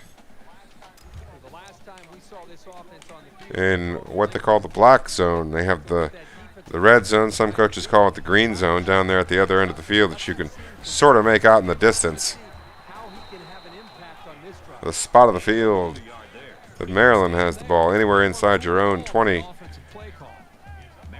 referred to as the black zone. Be careful zone. It's a completion. He breaks the tackle. McClellan looks like he's going to get a big gain. Gets the score, a 94-yard touchdown to Rich McClellan. That's going to be his 8th touchdown catch of the season. Runs a stop and go. Beats the defender, a double move, and then breaks the tackle. He is a 91. He made a play equivalent of about a 97 there. Fantastic play by the receiver to the detriment of the Nittany Lions. This offense is looking more and more explosive. Maxwell looks ready to kick this one off. He sends this one deep. He's to the 20. He's taken down at the 25. Outside of the 25-yard line, it's a 26-yard return. Penn State now taking over, down by 2 touchdowns. The offense is looking to be a little bit more successful with this drive as they had to punt the ball away. 3-man front for the Terps. It's the shotgun split big, twin tight ends, 2 halfbacks there in the backfield for the Nittany Lions. Arnold with a timely pitch to Britt. Going to get 5 yards. Now going to be second and approachable. 5 yards to go to get the first down. Now out to their own 31-yard line. From their own 31-yard line. Second down. True story, Waterboy. 6 for 6 for a 77 overall. And he's tackled to the 36-yard line. That is indeed impressive.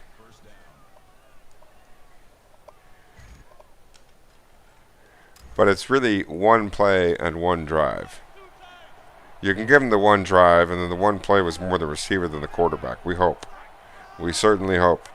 Right now, Penn State with the ball on offense needs to respond and get points on this drive.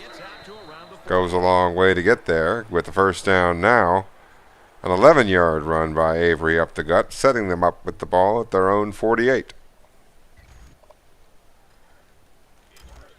It's 1st and 10. Ball on the 48.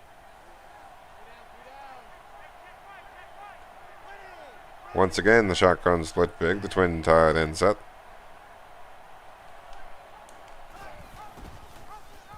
Up the gut goes Britt. Gets 9.5. Britt's now got 4 for 20. As Penn State facing every coach's favorite down and distance. 2nd and inches, where you can get away with just about anything. You can call whatever you like here.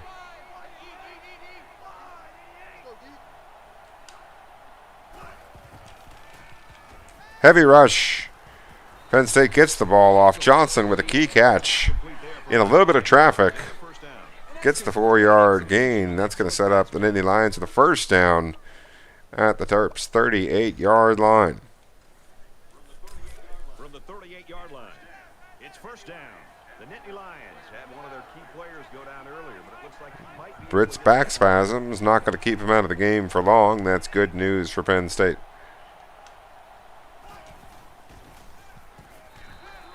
Avery able to fill the role here, getting the 5-yard gain. He hasn't been asked to make too many catches on the season as the backup option at halfback, but proves his worth there, coming up with a key catch. I'm going to check the status of Britt. As you see there, Avery a 90 with the current coaching standards. Yep, will return soon. Should be back, one would expect, within at least 7 or 8 plays. Sometimes that's not enough for the drive, though. Sometimes you only get 4 or 5 more plays down the field, and you have to wait for the next drive to get him back. There he is, already back.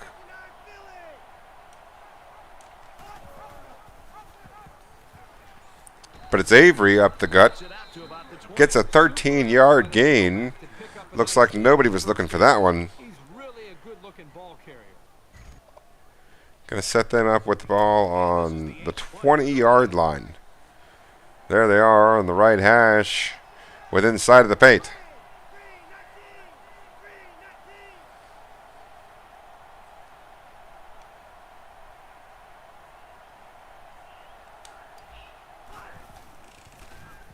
Oh, you son of a bitch. Intercepted by Manson, the impact player coming out of the secondary. It's the first turnover in quite some time for Penn State here in the first quarter. The cornerback, Dominic Manson, able to come up with a big play. It's going to be Maryland football with the 2-score lead and the Penn State defense needing to come up with a big play. The fortuitousness of the field position not lost. It is at the 10-yard line.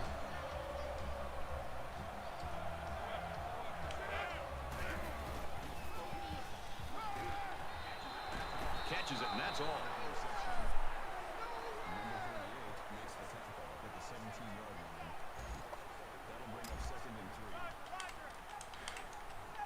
Woods' 7th completion of the game. Intercepted by Penn State. It's Chaz Singletary, the senior leader, almost gets into the end zone, takes it down to the 2-yard line. Boy, did they need that. Looking to cover from the stumble, too. Turn the football over with an interception. Boy, this could come back in a big way to bite you.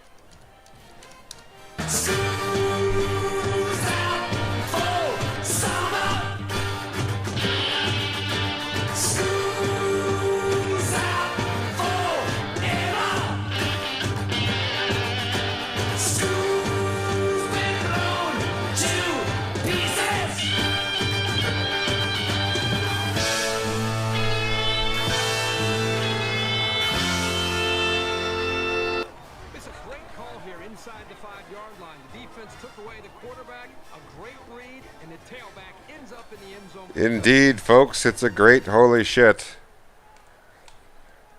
First by the Nittany Lions defense, then by the offense. We've got ourselves a 1-score game.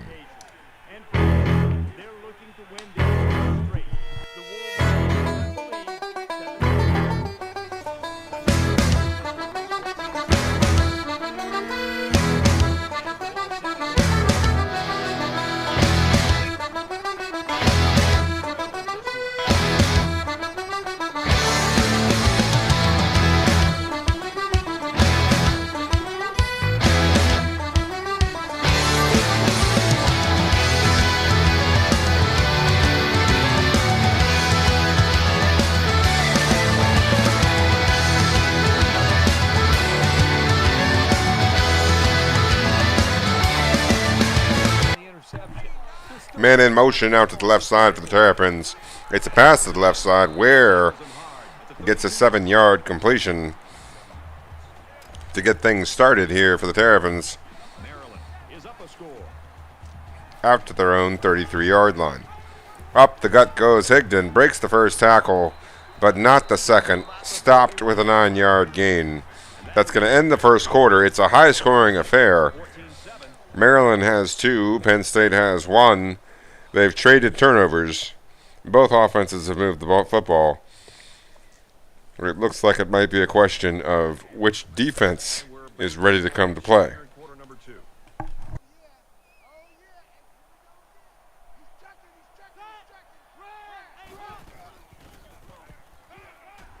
Throws and it's incomplete.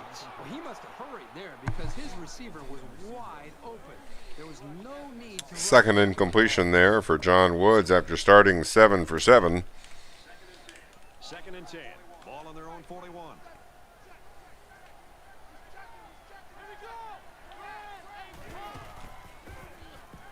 Play action pass, then he throws it away. I just think this quarterback's got to do much better. well away. That thing was probably carrying a rover and Elon Musk's microwave. Check it down or take off and run with it.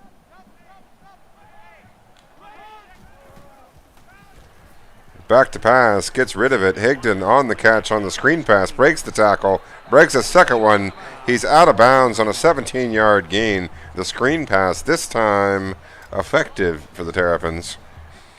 One would expect that Penn State will be looking for the screen pass when it next appears. It's a fake draw, and then he pulls it back and throws the slant coming from right to left. Ware on the reception, his 5th of the day. That's half of Wood's completions.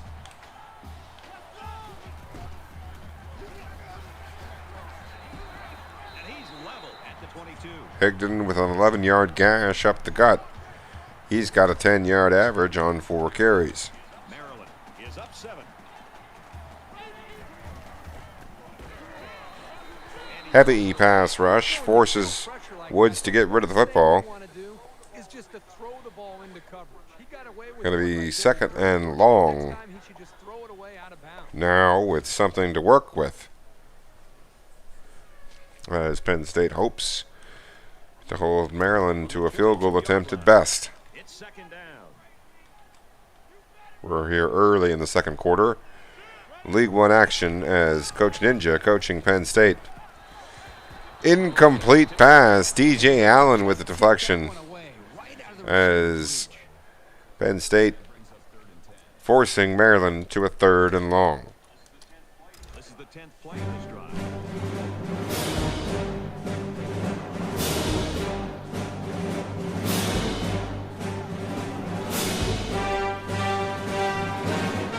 Woods under pressure, unable to get the completion. Now 10 out of 16. Welcome back, Celebrity Martyr. 4th and 10 now as the Nittany Lions force the Terrapins to kick a field goal. Going to stretch the lead to a 2-score game. As Penn State now going to look to pull it back to a tighter margin. Maxwell gets set to kick this one away. Sends it sailing downfield. This one's going to be down in the end zone for a touchback. Indeed, Ware has several catches from the slot position. You think about the challenges these two Good call, Waterboy. You've got to find a way to keep building on your lead, and on the other side, you've got to find a way to get back in it. It's the shotgun split big, twin tight end set with 2 halfbacks in the backfield for Penn State. Britt up the gut, rips through the defense, gets 8 yards. Now going to be 2nd and short. Penn State running the no huddle, trying to catch Maryland off guard.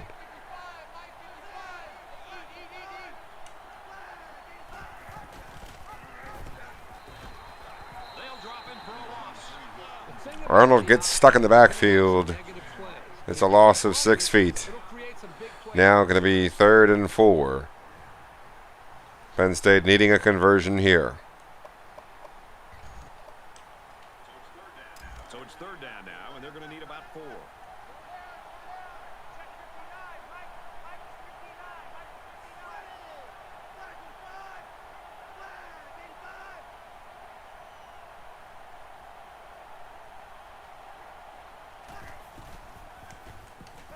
Five wide receivers. Johnson on the completion, gets the 6-yard gain.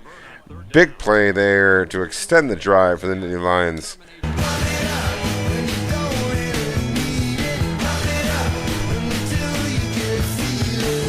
To answer your question, Celebrity Martyr, we use custom playbooks. However, our league rules mandate that you may have no more than 45 plays on defense and 65 plays on offense for a grand total of 110 plays. The reason that we do that is that we have discovered that for user games in an online dynasty, you have a much clearer connection more often if you have smaller playbooks. The playbook size seems to increase the percentage of games that are connection lost. in online dynasties.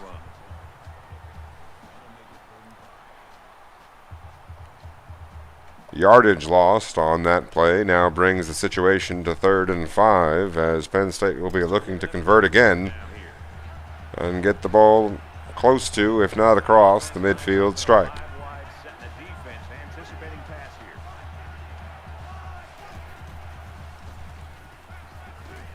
Gets the completion. Howell on the left side just before the linebacker, able to get the ball behind him. It's a 7-yard gain. The ball now at the midfield stripe for 1st and 10.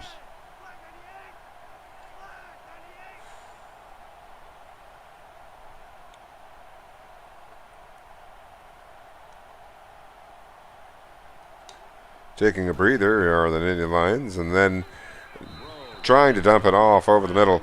Unsuccessful on the throw, however. Another stoppage in the clock is going to give them plenty of time to get plenty of rest.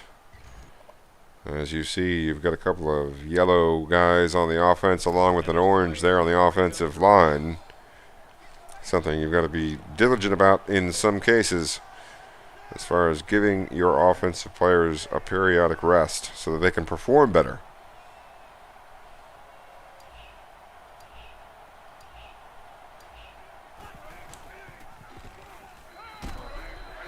Almost intercepted. Derek Everett with a deflection, now going to set up 3rd and long. Going to be 10 yards that Penn State needs to get here at the midfield stripe, trying to get another 3rd down conversion. They've had a couple on this drive. Going to press their luck one more time again. And they've got all their DBs in there to match up against the 5 wide set. 5 wide receivers for the Nittany Lions, 3 down linemen. Check that, 2 down linemen for Maryland. One up on his haunches. They drop back into zones. Almost intercepted. Looked like it was slightly off target there. As Arnold now throwing about 66%. About 2 out of every 3 passes complete for him. But that's going to force the punt for the Nittany Lions. They did manage to get the ball out to the 50-yard line and take a few minutes off the clock. Trailing by 7, trying to stave off some of the momentum that Maryland has built up. Doing a good job so far here in the 2nd quarter to stop the bleeding and begin to stem the flow and get a little bit of momentum of their own. Certainly the defense coming up with a few big plays on the last possession.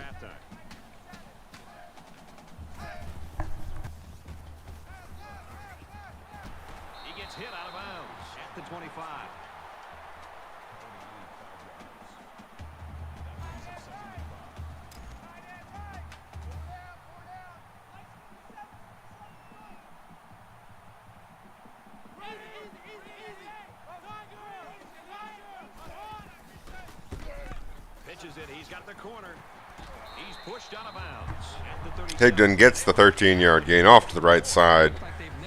The defender able to keep it from anything more.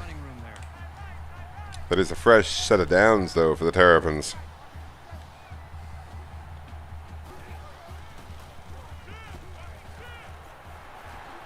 Dumps it off to the tight end, McAfee. So a nice little pitch and catch there, and that'll give the offense a 1st down. McAfee able to provide a little security there and get the 11-yard gain.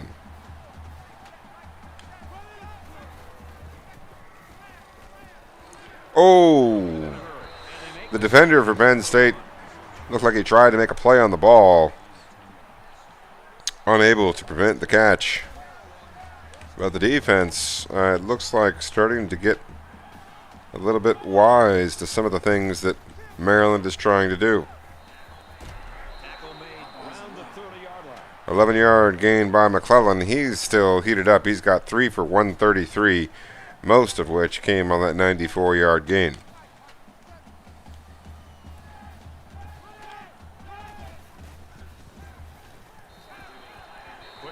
There it is once again. Chaz Singletary coming up to make the play, getting a hand in on the football.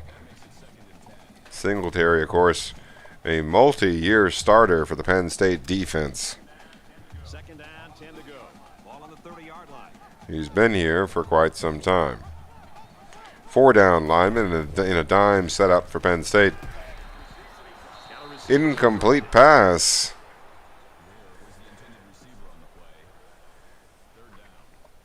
That's going to drop Woods to 14 out of 22. The backup quarterback having an excellent first half so far. Could he falter here? Now 3rd and long.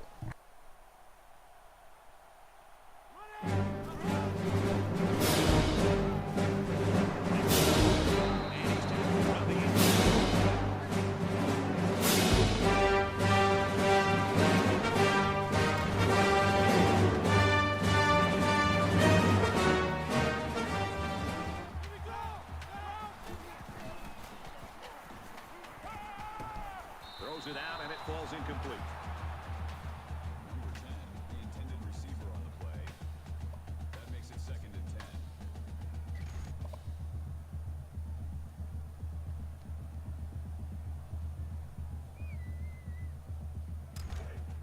Second down, 10 yards to go. Ball on the 18-yard line.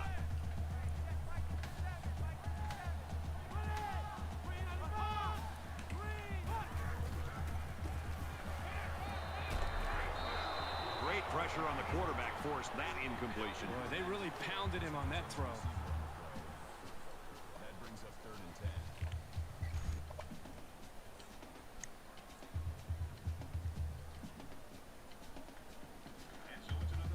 And so it's another 3rd down upcoming here.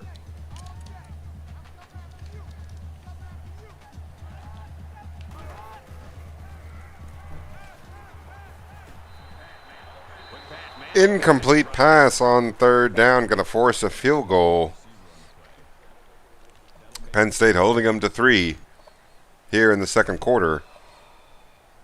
Going to push this lead out from 10 points to 13.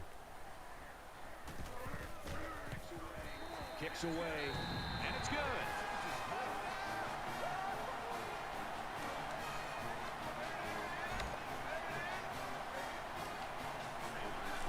They line up to kick this one away.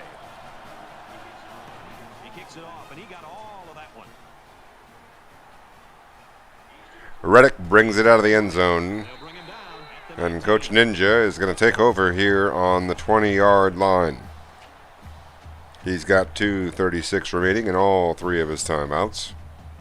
Down by 13 on the road in College Park. See if they can put together something a little more promising here.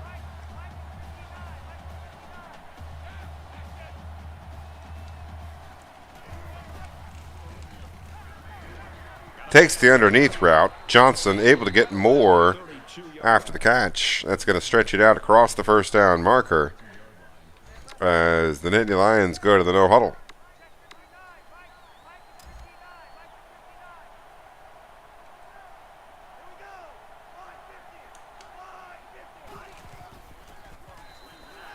Slings it out, and it gets tipped. Tipped away by the impact player. The linebacker able to get a hand in. Arnold now 9 out of 17, just a little bit over 50% completion rate. 2 minutes and change remaining before the halftime break. Behind you and in front of you, and kind of surveying that land to be able to make a play. Here, I think he got a little tip from the quarterback's eyes to be able to make that play on the football.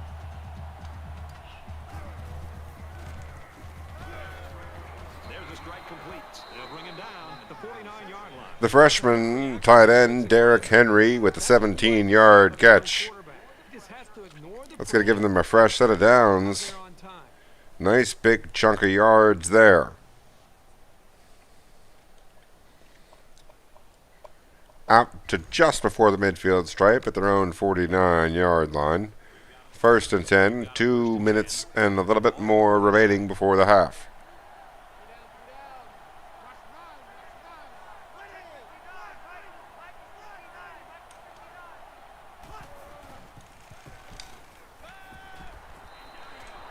Henry makes the catch. 18 yards down the field. Fresh set of downs. 2 minutes and 2 seconds before the half.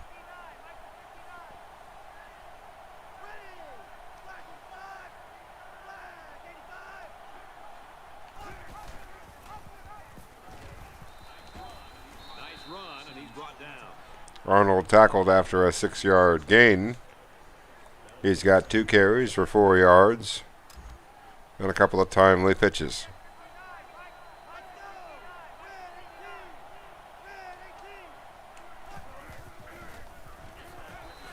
Johnson makes the catch, deftly stays in bounds and gets the first down.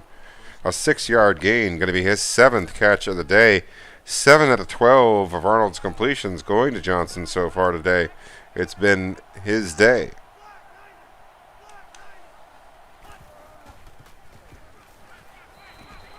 Britt on the reception out of the backfield on the right side gets 7 yards. And now going to be 2nd and 3.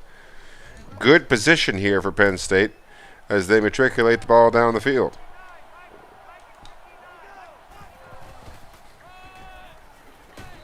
Hurry up offense once again sees Britt up the gut for 7. There's a little bit more than 1 minute left. Looks like Penn State not wasting any time again.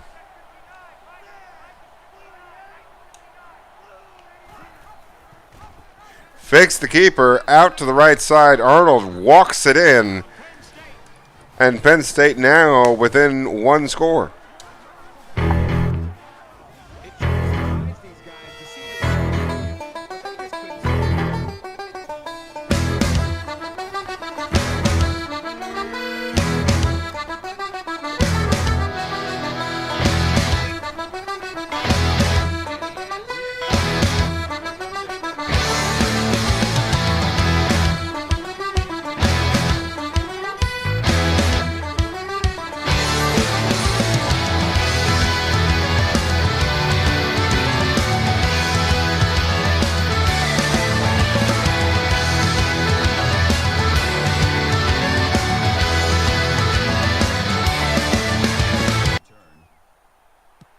Excellent kick.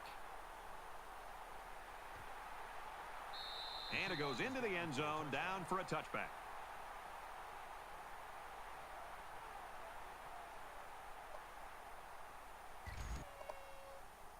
Momentum swings have been fairly even. 25-yard line, the marker for the Terrapins as they look to respond here with 1:02 remaining before the break. Takes the slant route. It's going to be 2nd and inches. That's going to force them to use their first time out to their own 35-yard line. Now facing 2nd and short. It's 2nd down, and they're about the length of the football from the first down marker.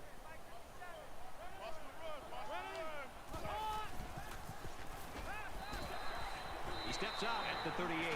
Completion to Ware, another short route there. It's 3 yards for him, 6 for 40 on the day. Only took about 2 or 3 seconds off the clock on that play.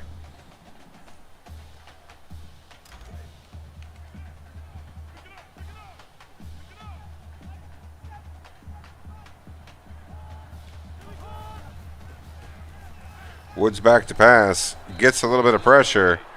Decides to chuck it off to the left sideline. He's got 29 attempts. 29 passing attempts, 51 seconds before the half. And the Maryland backup quarterback, Woods, has 29 pass attempts.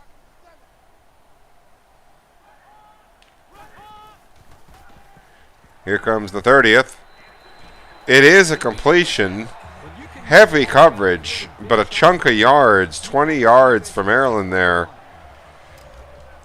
That's going to get them out to the 41-yard line of Penn State.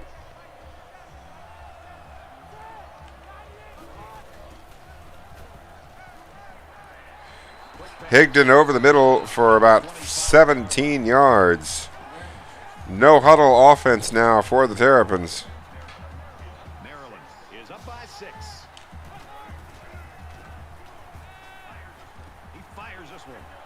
Interception.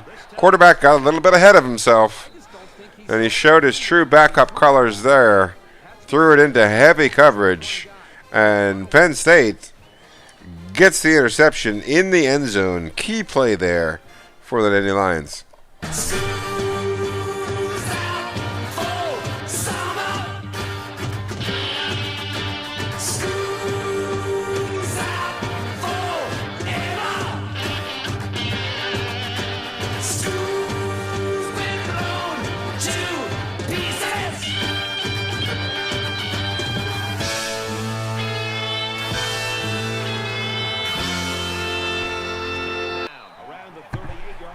Maryland takes it right back.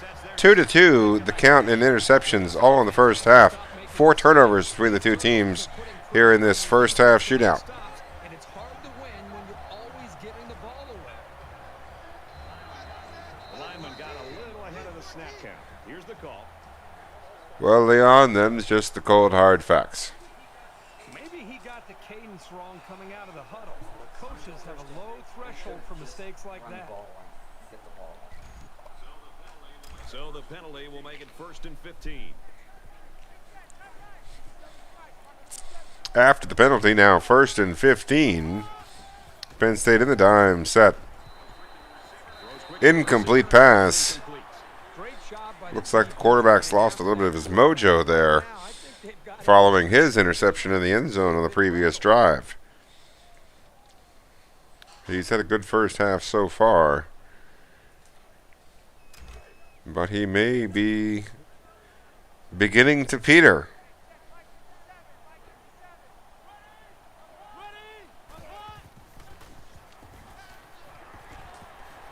Takes the underneath route. Higdon breaks the first tackle, but not the second and third, which come at the same time, keeping him short of the first down. Now going to be 3rd and 3 with just 12 seconds left as Woods back to pass. Chucks it deep into the end zone. A desperation pass is going to be incomplete.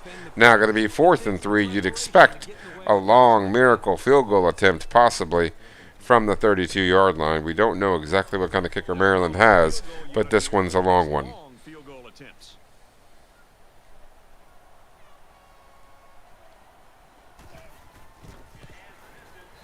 It's up and accurate and through the uprights. That's going to extend Maryland's lead to 2 scores once again. Now a 9-point advantage for the Terrapins at 23-14 with just 3 seconds before the half. And he got all of this one. Great kick. This one's going to be down in the end zone for a touchback.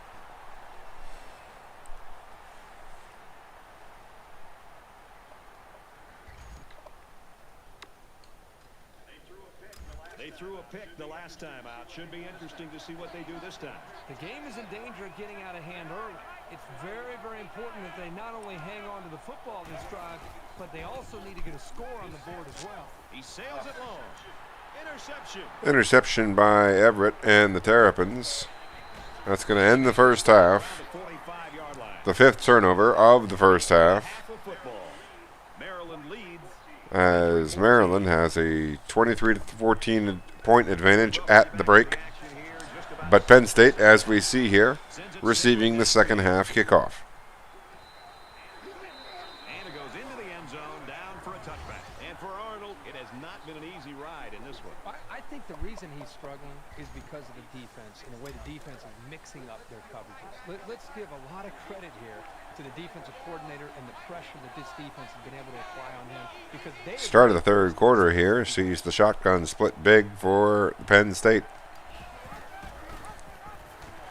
Britt up the gut, stumbles and bumbles and gets 6, maybe 7. They're going to call it 5. It's going to be a short 2nd and 5 here coming up next.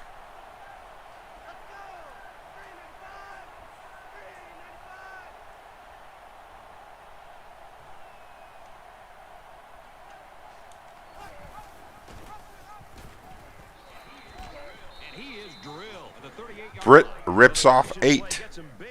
It's going to be a fresh set of downs as we see Britt with 9 carries for 52 yards on the day. 1st and 10. Ball on the 38.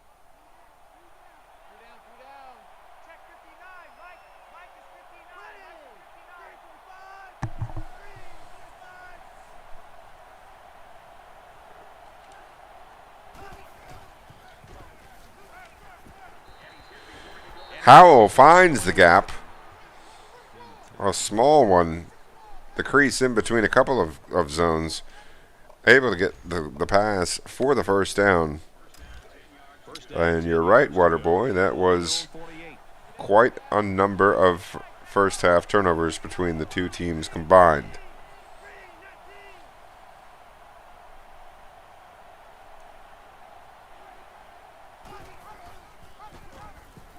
Quarterback keeper Arnold well past the first down for 15 yards. Interesting to note, Waterboy, the Super Bowl number 5 between the Colts and the Cowboys had 13 turnovers between the two teams. And it was an interception that set up the game-winning field goal.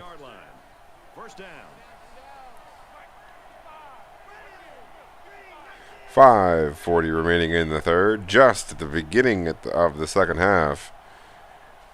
But yet Maryland already backed up to their own 35-yard line as Penn State has pushed forward well across the midfield stripe, now facing 1st and 10 on the right hash. Arnold unable to get positive yardage on that one, takes the 2-yard loss. And the Nittany Lions now facing 2nd and 12.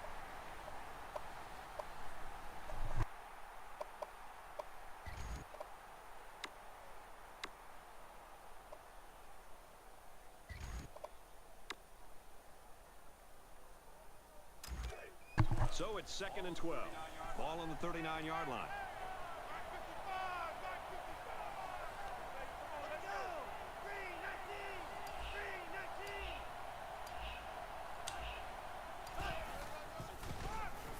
Britt up the gut. Gets half of it right there. A nice 6-yard gain. He's got 10 for 58, averaging 5.8 per carry on the day. That turns a lot of distance into something reasonable. And now Penn State only needs a chunk.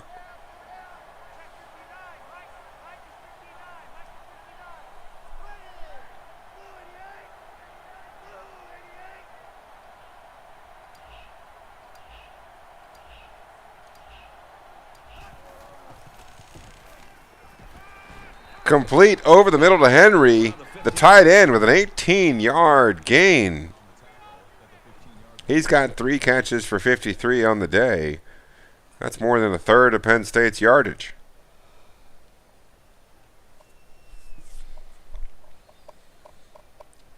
They've got a fresh set of downs, an opportunity to catch their breath. Perhaps get that left side of the offensive line some rest if they so choose. But now facing 1st and 10 from the 15-yard line.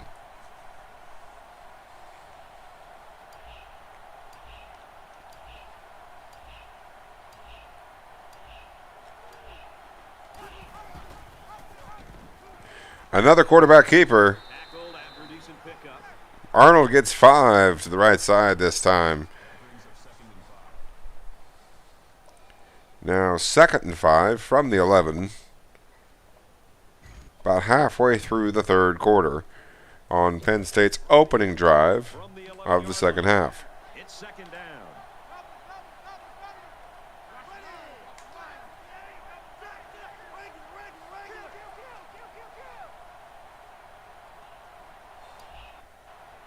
Shotgun split big for the Nittany Lions.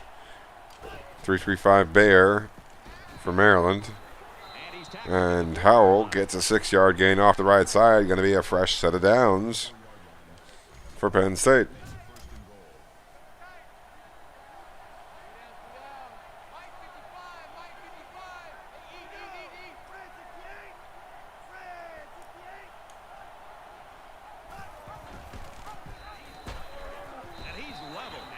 Arnold stopped after a half-a-yard gain. Now going to be 2nd and goal from the 4.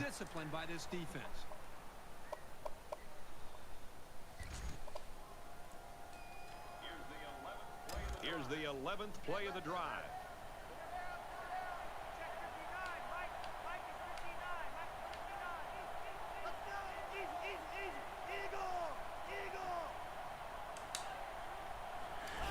It's quarterback keeper up the gut. Arnold able to get it down to the 1 yard line. Gets 4 yards. They're inches away from 7 points, pending an extra point if they can get the ball into the paint.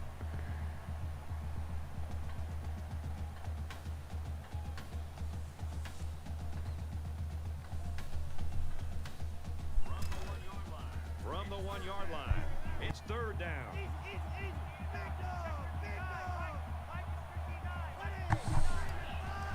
Tight set for Penn State. Quarterback keeper into the end zone. Touchdown, Nittany Lions. They've pulled to within 3 here. Could be 2 after the extra point.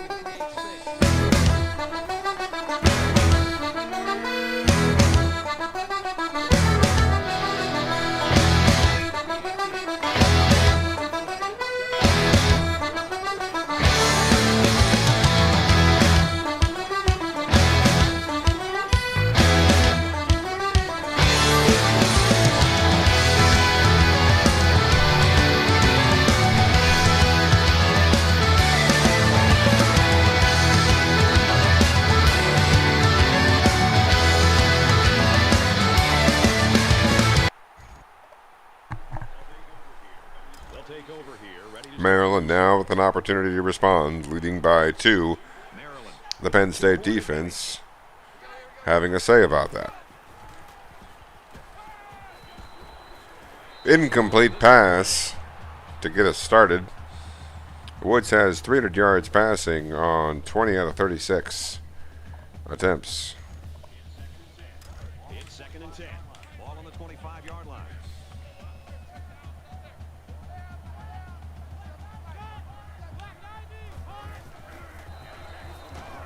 Sack by the Nittany Lions.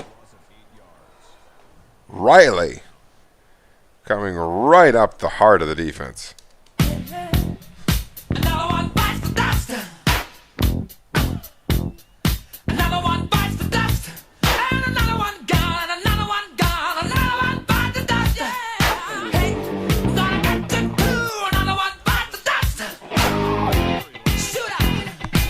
That's going to set up 3rd and long here. It's 18 yards to go.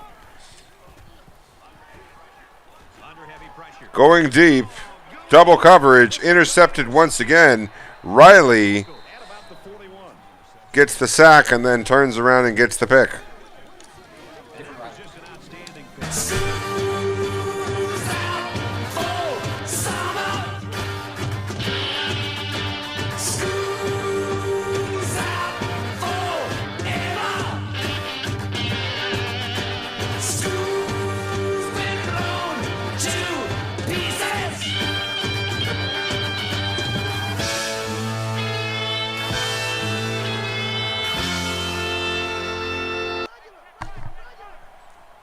That's the 6th turnover of this game. And it sees Penn State get the ball. Now near midfield already.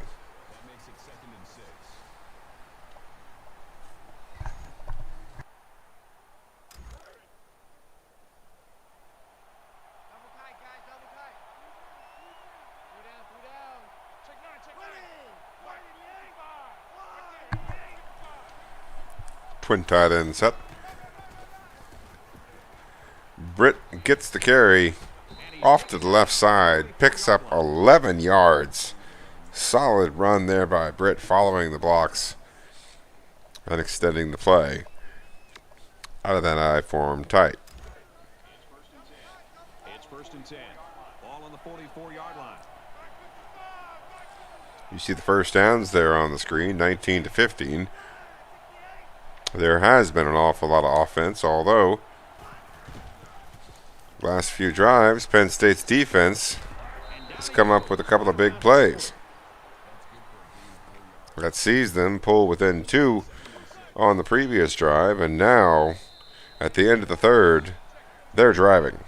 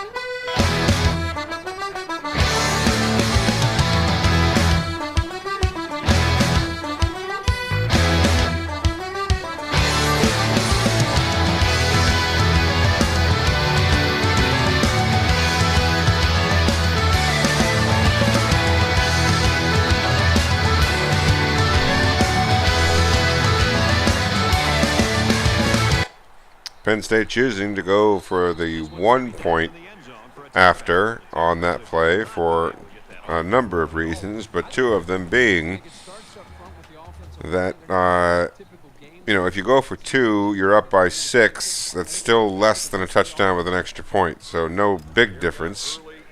But if you don't make the 2, you could lose a little bit of momentum. In addition, if you kick the extra point, a field goal puts you up by 8.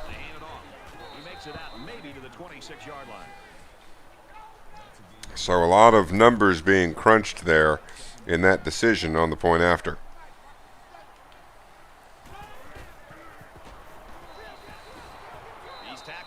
Not a lot of progress there by the Maryland offense. I'm trying to remember the last time they did something, and I think I have to go back to the middle of the second quarter.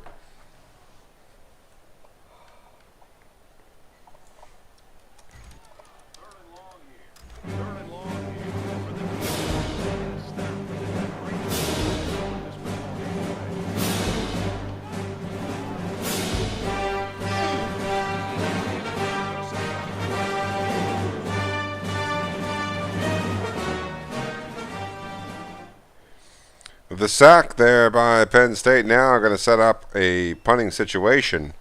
One has to imagine with 6:12 remaining and 4th and 25. The barrel down which Maryland is staring. Yes, indeed, they are punting from about their own 11. Penn State now going to take over. Going to start with the ball across the midfield stripe.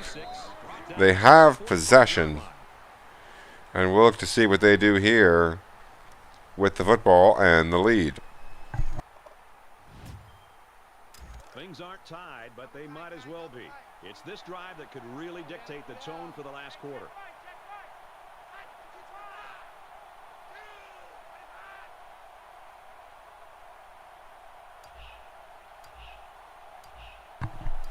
Shotgun split big for the Nittany Lions. 3-3-5 Bear for Maryland. Britt gets 4 off to the left-hand side. Looks like through the B gap on the option play.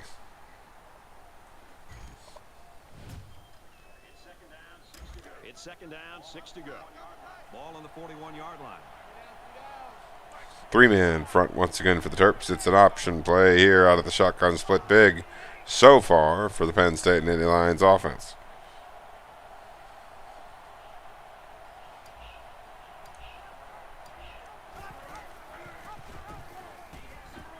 Arnold gets rid of the ball wisely, and Britt takes care of the rest, gets across the first down yard line, tacks on a couple extra just as a bonus. First down, 10 to go. Ball on the 32. Again, out of the shotgun split big, looking perhaps to pass and catch Maryland off guard.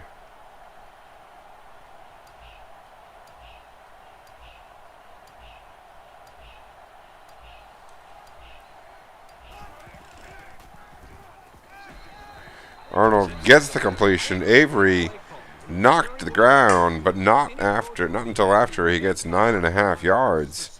Now going to be second and inches.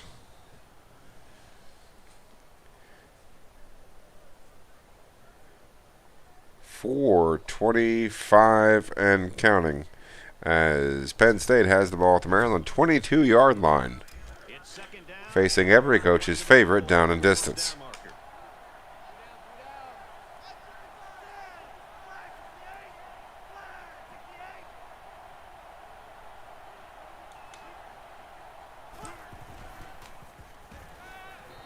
Goes for the drag route from right to left across your radio dial, and the freshman Derrick Henry with his 4th catch of the day for 59 yards. I believe that's his first of the second half.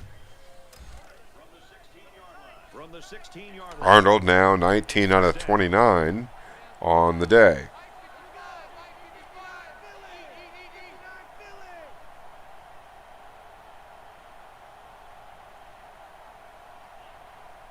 Two tight ends here for Penn State. They take the clock down resting a few key personnel. Run the option play. It's a quarterback keeper. Arnold breaks the first tackle and falls forward on the second. Across the first down marker. Now going to be 1st and goal from the 6-yard line. 3:28 and counting on the clock. Penn State happy to let those seconds melt away. It's 1st and goal.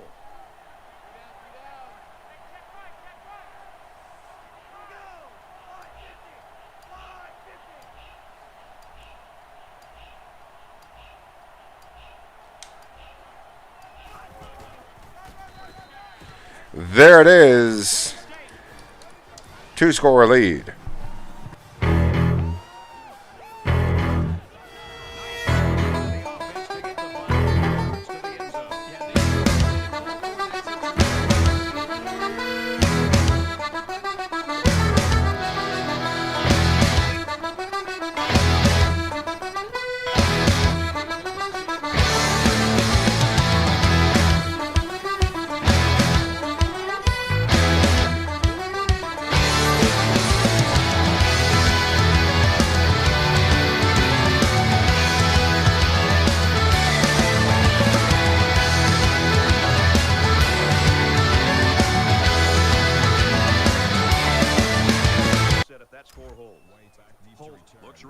This one off. Sends it sailing downfield. And it goes into the end zone, down for a touchback. The Nittany Lions defense came to play, and man, they have played beautifully. 6 turnovers between the two teams, 3 interceptions apiece. It's 35-23 Penn State here in League One action with just 3:05 remaining here in the fourth quarter. And you figure if Penn State can hold on here with 8 teams above them in the rankings falling in this week's action. It was upset Saturday this week in League One with 8 teams above them falling. They're going to shoot up into the top 10 and potentially start to be included in some important conversations.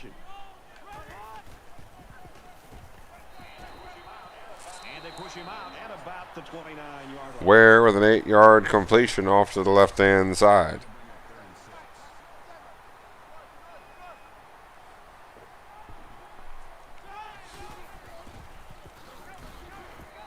The draw up the middle gets the first down. Higdon with 10. And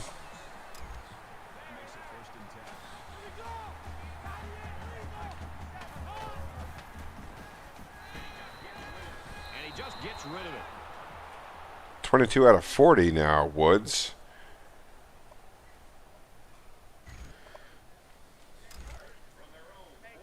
From their own 40-yard line. Second down. I believe at one point he was at least 18 out of 29, meaning he's been 4 for 11 at least since then. McClellan with a 9-yard completion, now going to be 3rd and 1. Maryland running the no-huddle, scrambling to the line of scrimmage, trying to stay alive. It's a keeper, and the tackle prevents the first down, number 1, but number 2 also forces Maryland to try to get a 4th down conversion here on this next play.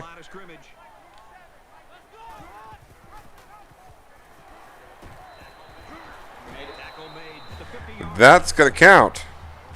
The fullback, Quentin White, with his 2nd carry of the day, gets across the first down marker.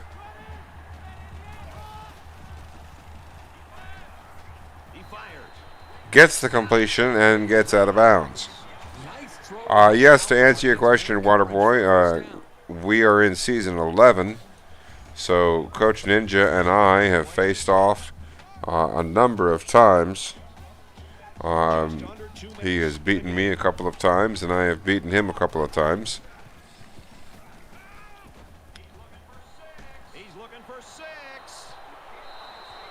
The most recent came at a regular season meeting last season at Washington State that saw us emerge with a 12-point win. But Ninja has gotten a couple of wins himself. Strike to his receiver, no good. The intended receiver on the play. That brings up 3rd and 10. That's the nice thing about having such a rich history as we do, having gotten 11 seasons deep in this dynasty. We've had several matchups amongst several of the user coaches. Obviously, we've extended the dynasty into 7 members now. So with more members, there's not only a greater rotation, but also some other new rivalries being born within the league.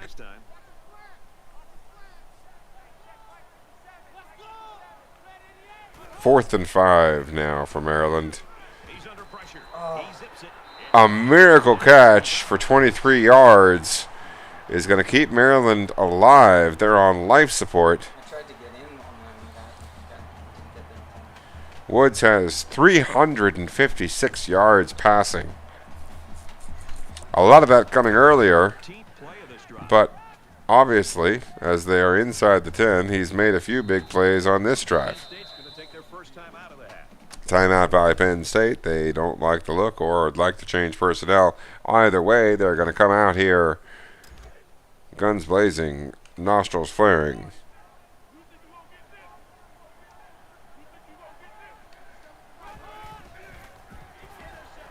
Interception by Penn State. Zach Hollis, the middle linebacker, rated in the 90s, gets the turnover, and that's going to do it for Maryland's chances.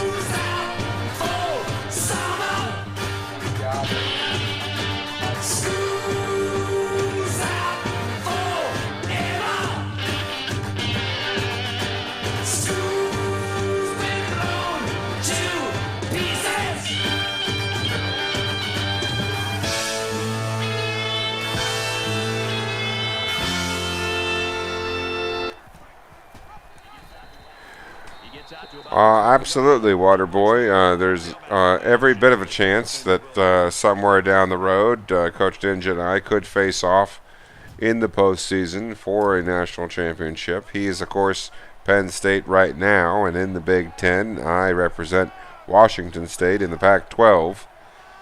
Should we face off in postseason play, in a bowl game, or in the national championship, that would be amazing.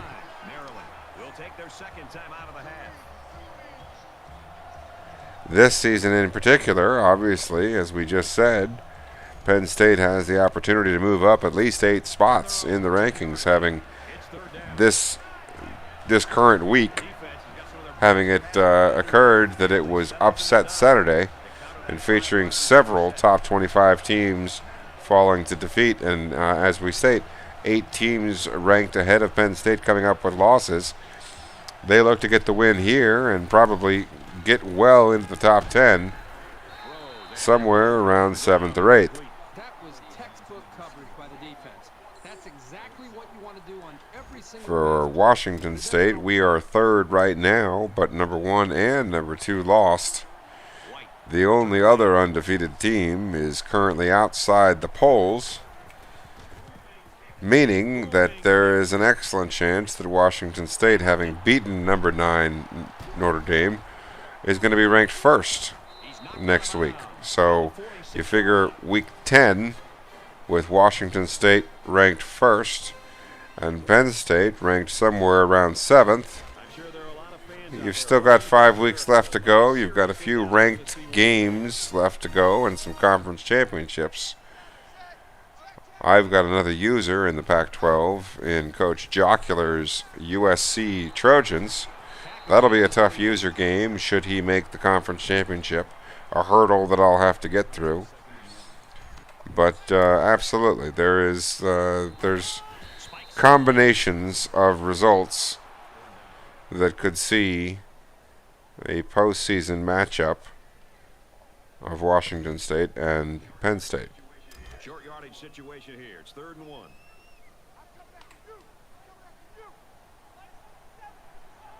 Third and 1 here for the Terrapins. Down by 12. 12 seconds remaining.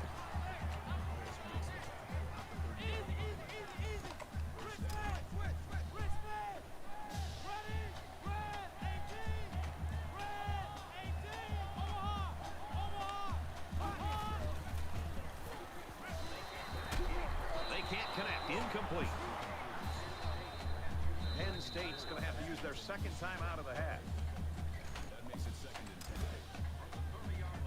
From the 30-yard line. 2nd down. This one's over, folks. Just time for one more play to get some stats, so don't be surprised. Last play of the game. It's broken up down inside the 5. That's going to do it as Penn State comes away with a 12-point win, 35-23. They had to come back from down by 14-0 and down by 23-14, but they did indeed do that, showing pluck and grit and heart. And they continue to be undefeated in Big Ten play as they look to make some noise and contend for the Big Ten Eastern Division.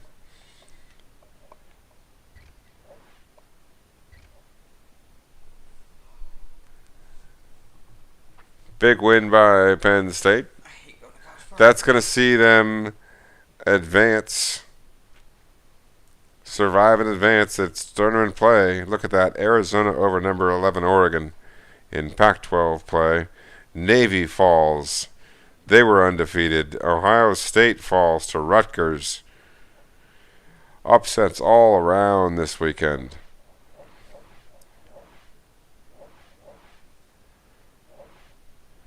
We'll take a quick look here at next week's scheduled games. And it looks like in Week 10, it'll be Northwestern, who just knocked off number 1 Iowa, paying a visit to Penn State. And Washington State will pay a visit to the Sun Devils of Arizona State. Those two games, quite possibly, will take place next week, probably on Friday, would be my guess. We prefer to play on Friday night. That's what works best for both of our schedules, but in this week and in the previous week, with certain students on certain spring breaks and other scheduling conflicts coinciding with multi-state road trips, have resulted in a somewhat chaotic schedule. So this week we play our games on Wednesday rather than Friday. And last week we played a weekday as well. We hope to play next week on Friday. Obviously we spin once a week. And, yes, that is a slow advancement. But we have hopefully provided certainly a good product.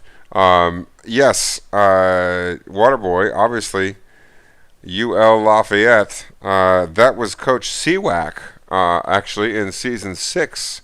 He was coach of the Ragin' Cajuns, and played well with them. I think he took them to 11-2 and Sun Belt champions. But we'll hope to play next week, next Friday night, and hope to see you guys there and then, and get back on the regular schedule of Friday nights moving forward is what we'd like to do, beginning with next Friday, as we'll see Penn State and Washington State in League 1 action. Thanks for joining us. We hope you guys have a great week. We'll catch up with you shortly.